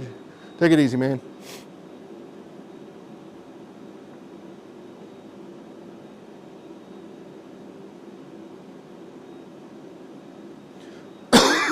I can do that. I can't speak though. But that's so much easier with a guillotine tool.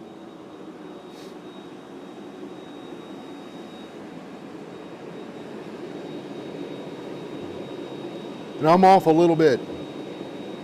I'm at the, jeez. I'm gonna have to fix that. Good Lord. Dying over here. So what I might do is put the guillotine tool in and try to fix that minor error. So that's what I'm gonna do. You actually should go the other way. There we go.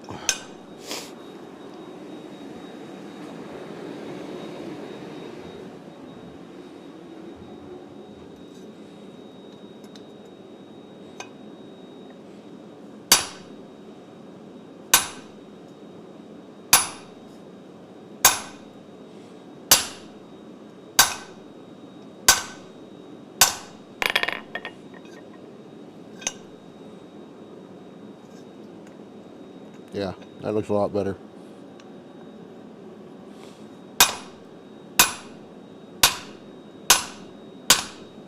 I don't want to go too far with that.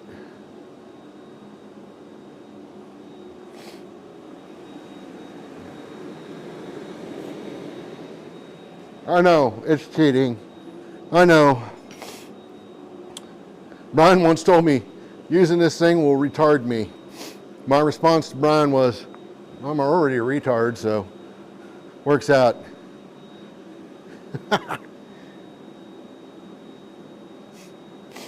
11:20. Let's see if I can get this done before midnight.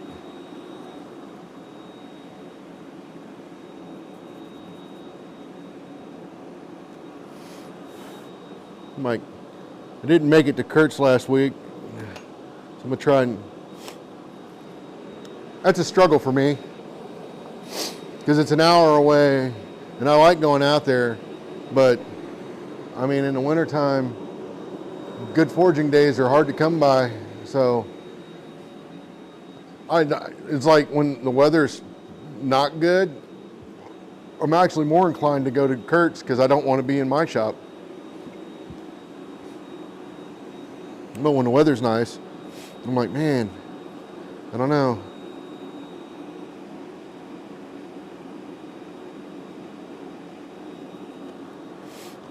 We'll see. We shall see. So I'm going to take one more pass on this with the guillotine tool and try to be light-handed with it, and try to keep it straight. As you go around, you can see the die raise.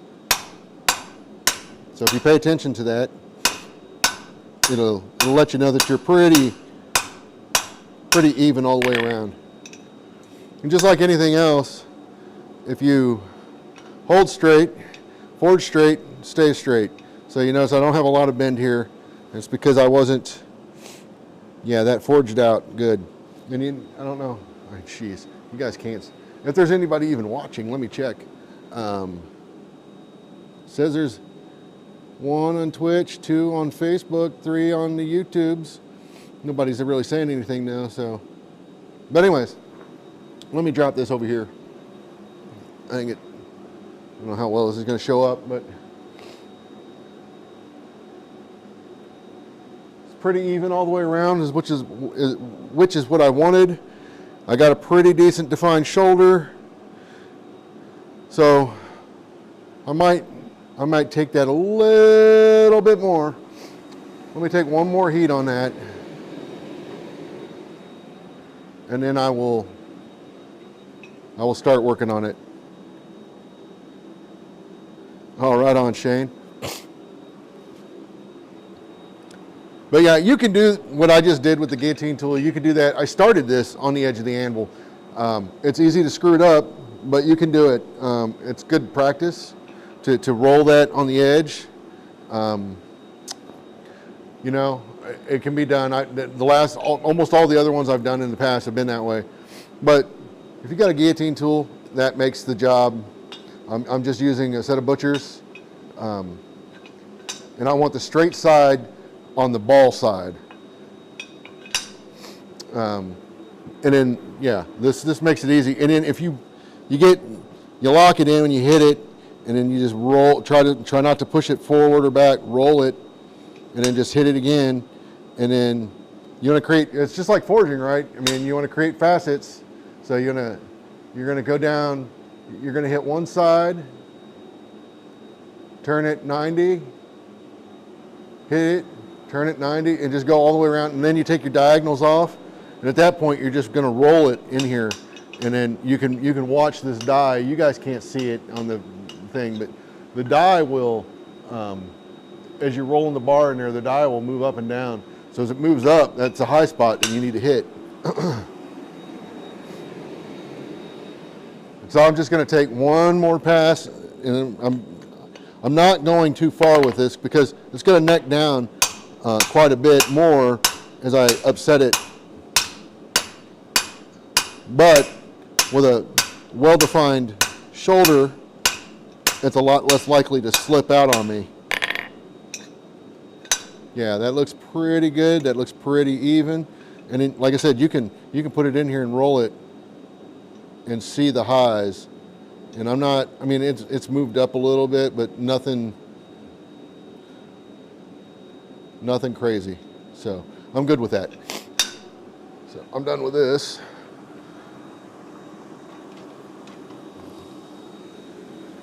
And then now I'll bring this over on the edge of my anvil and forge this down.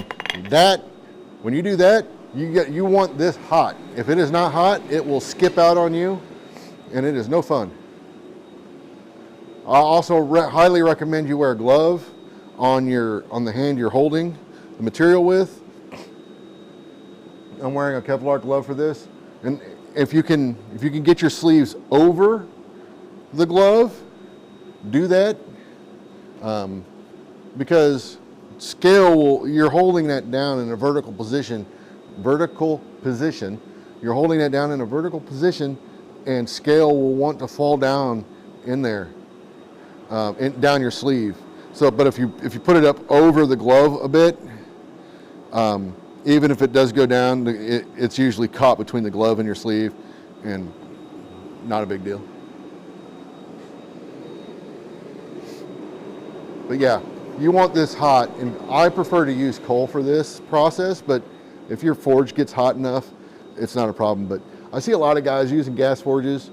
I just watched a video today that was released, I believe today, and the person was talking about the heat that you come out to forge at, and that it was definitely not the heat you should be forging at. You should not be bringing your material out at an orange heat. It should be yellow. You can forge it orange, but yellow is where you want to be. Yes, you essentially want to be forging at almost forge welding temperatures. As long as it's not burning up, you're good to go. You do not want to be when it's red, you're planishing. You're not forging anymore.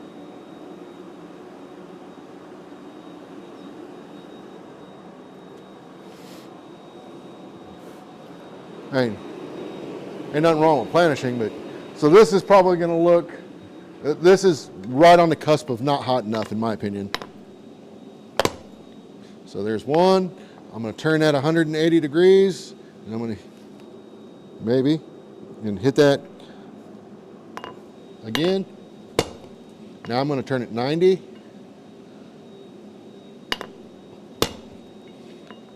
$180,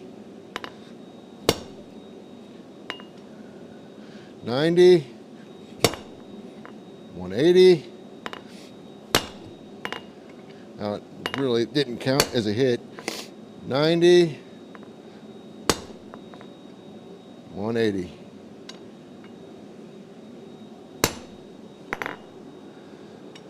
And you'll get this rolling. It's a decorative element. So that's really not going to do. It's not a big deal if it forms a cold shut. That is one of the downsides, in my opinion, of using the guillotine tool. I like to do it because it makes the process a little easier, but you get a lot more of that versus having. Because normally I would only go over the edge that way like 2 times and then start upsetting it. But I'm also typically using coal. I'm coming out way hotter and it moves a lot better. But I want this to be a ball essentially first. I want to round it up a little bit, but I want to upset that down before I start doing too much. And then I'll take probably another pass at this and then start working on taking down the diagonals, going to octagon and then rounding that up, and then I'll start working on the hex aspect of it.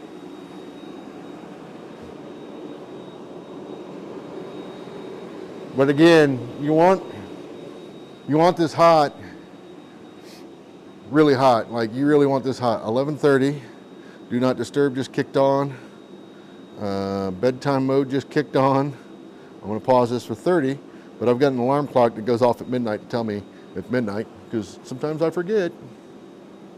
But anyways, I'm not super fast at this, but I do. In my opinion, I think a coal forge for this process is superior to a gas forge because you can localize your heat. You know what would really be, I bet you an induction forge would be really good at this too because you can localize the heat just where you want it. You know, so I'm getting 4 or 5 inches of this hot that I don't need hot.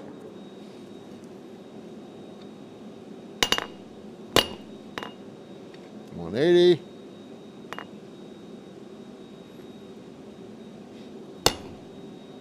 $90, $180. All right, oh, there it is.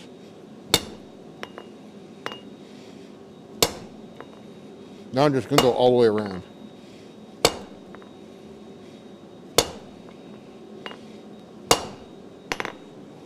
So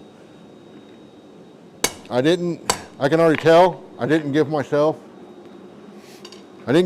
as much material as I should have, but I can still make this work.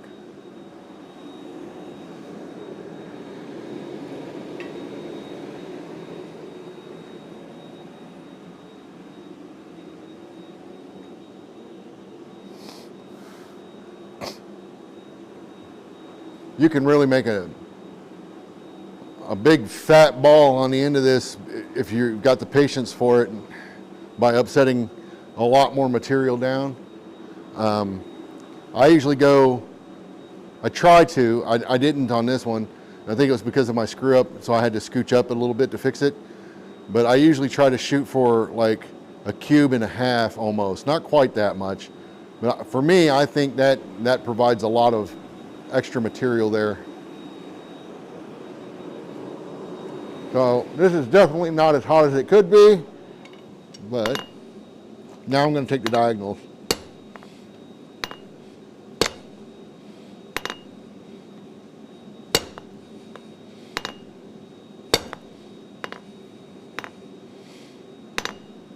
Now the facets that I see, and I'm going to start rolling it up.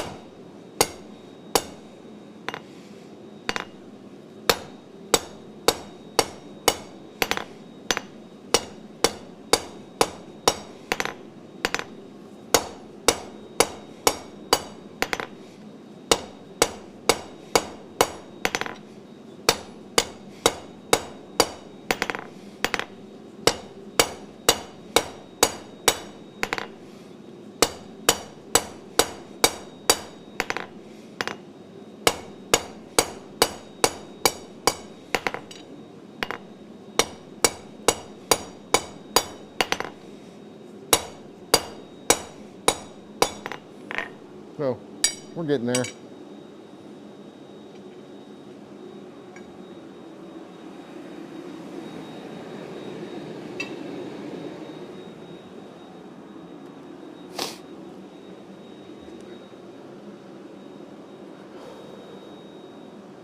But yeah, this one is going to be mounted on some brackets to hold it.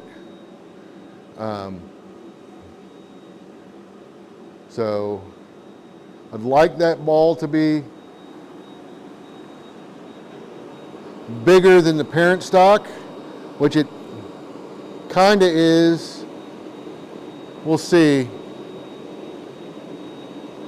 If it's not, I'll cut a nub of this off. I'm pretty sure this is sucker rod, so I'll cut a little nub of it off.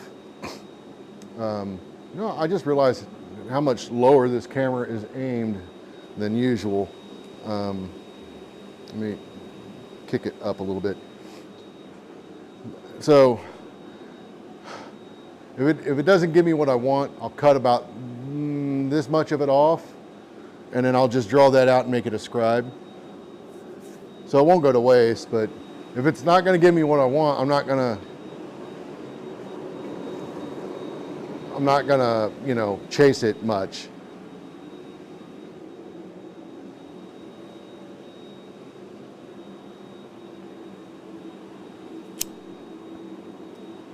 And I do apologize.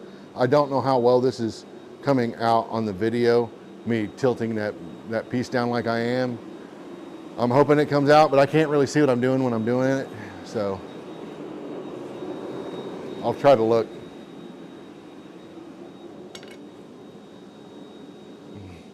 Yeah, I guess you can kind of see it.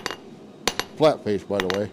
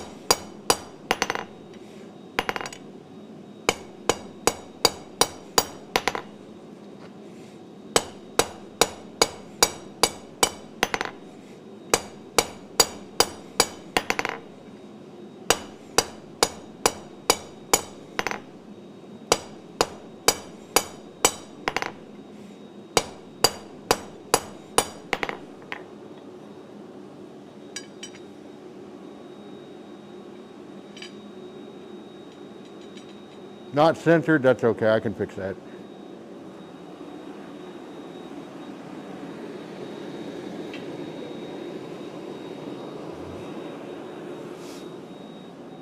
Oh, and that's another thing with this. Normally you would taper that, right? I don't want a taper there. At least not much of one. Because it's going to be in brackets, so I want it to be relatively the same on both ends. So what I'll usually do for that is, I got a swage block here. I don't know if this one's got does not. Where's my other ones? Oh no, what did I do with them this time? This is one of those moments where I put something away. And here's my bigger one. I say bigger, it's not huge, but that's not it. That will not work. But what I'll usually do is I'll put my swage block down with a round depression in it, and then I will upset the ball down into that depression and remove the tapered neck on there and upset it down onto itself to get rid of that. I don't know, like from a structural standpoint, how sound that process is, but for holding up 45 pounds. Should be fine. Should be fine. Right? Right?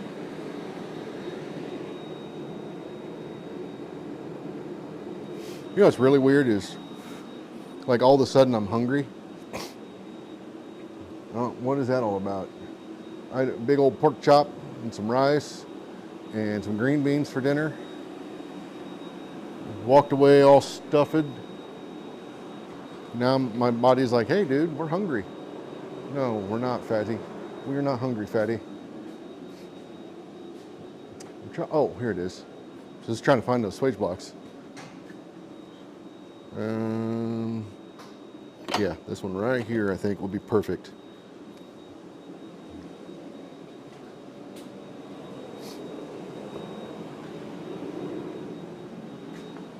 I think this one right here will be perfect.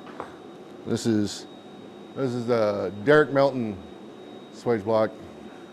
I got both of them. But the nice thing is, I think it'll fit right up there. And if it's still too high, I'll put it on the ground.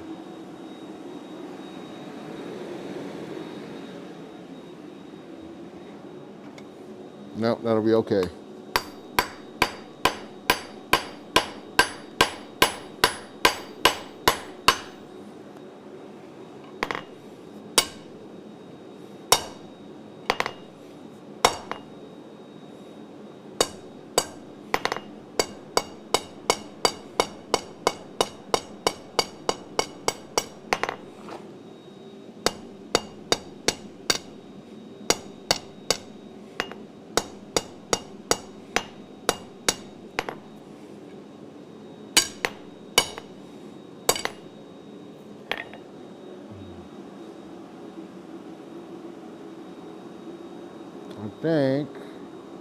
I think I'm gonna have to center this up a little bit better. I might have to deal with the taper anyways. That's okay. The big thing is I just don't want it, I don't want the finial to be able to pass through the hole in the bracket. Or at least not easily. You know, like it would take some effort to pull it through.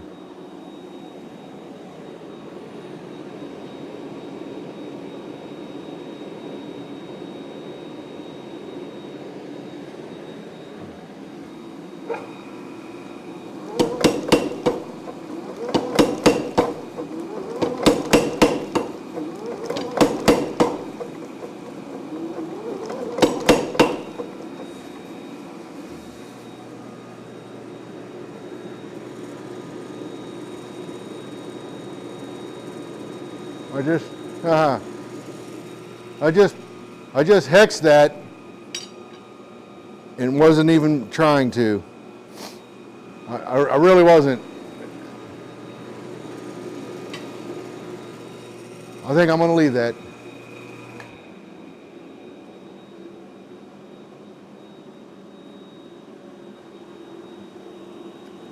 To make Bill Corey proud of me.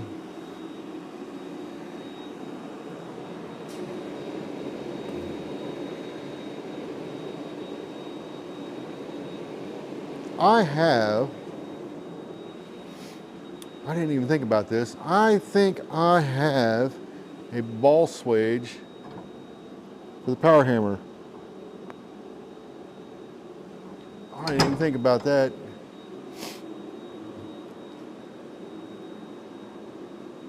That could have been fun.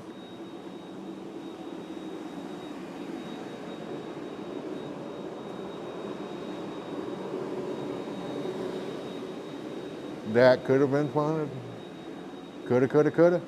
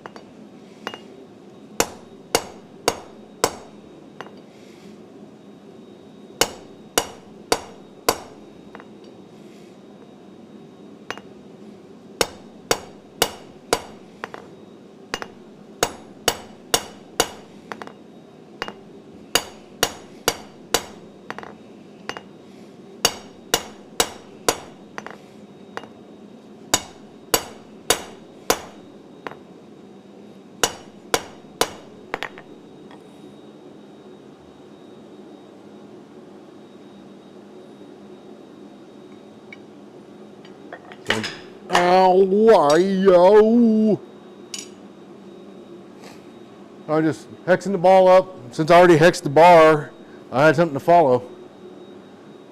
Take it easy, Ed. I had something to follow, so I figured why not.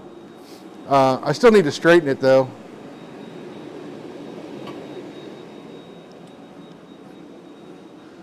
I wish I had not shortened it the way I did on the guillotine tool.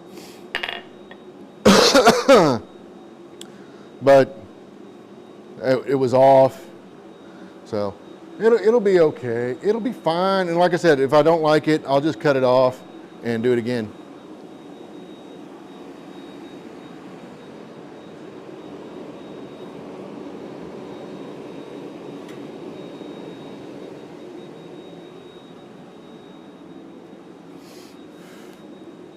I think I enjoy doing this process. I just don't do it enough I'm not that good at it yet.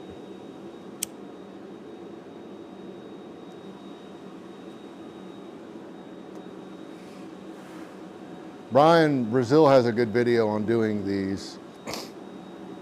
I forget what it's called. Might be hex ball. I can't remember, but he's got a pretty good video on this, and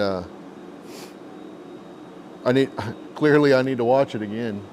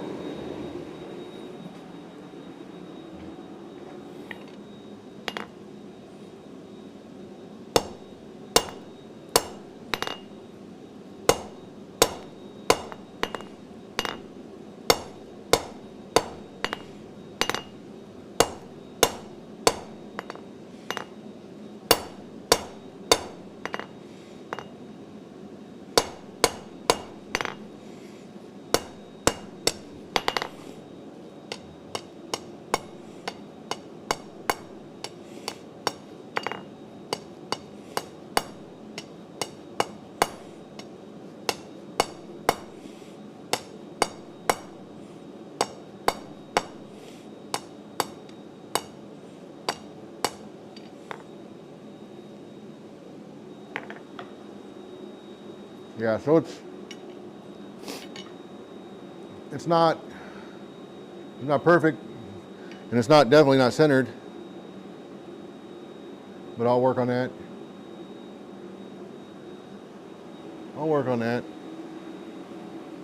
We'll see. I'm gonna stop on this though, because I need to measure it, and I don't want to do that hot. I need to make sure it looks bigger than the parent piece, but I can't tell for certain. So I want to let it cool down, which means there's no reason for me to continue tonight. So I'll walk you through. Here is Rob's version of shutting down an Apollo forge. And I will switch this camera real quick. So this is what I do to shut down the Apollo forge. I don't touch any of this yet. I come over to my propane tank and I shut off the propane. So also on propane tanks, you don't need to open them all the way up. You just need to open it, like a turn is all you really need. Because if you have a problem, you want to be able to shut it down quickly. So I shut the propane off before the regulator. At the regulator, I leave my regulator set, and then I come over here, now that it's purged the gas from the line, I come over here, shut off, disconnect. I don't leave the forge or the propane connected to the forge when I'm not in the shop. Often. It's not a good practice. Disconnect. Those quick disconnects are nice. Once that's shut down, I kill the fan because I don't want it cooling super fast. I want this to cool down slowly. To me, it's easier on your fire breaks. So that's it for me. That was right on 4 hours. a little bit longer than I intended to go, and I got sidetracked a couple times, but that's okay. I will be back probably this weekend, so I'll catch you guys later.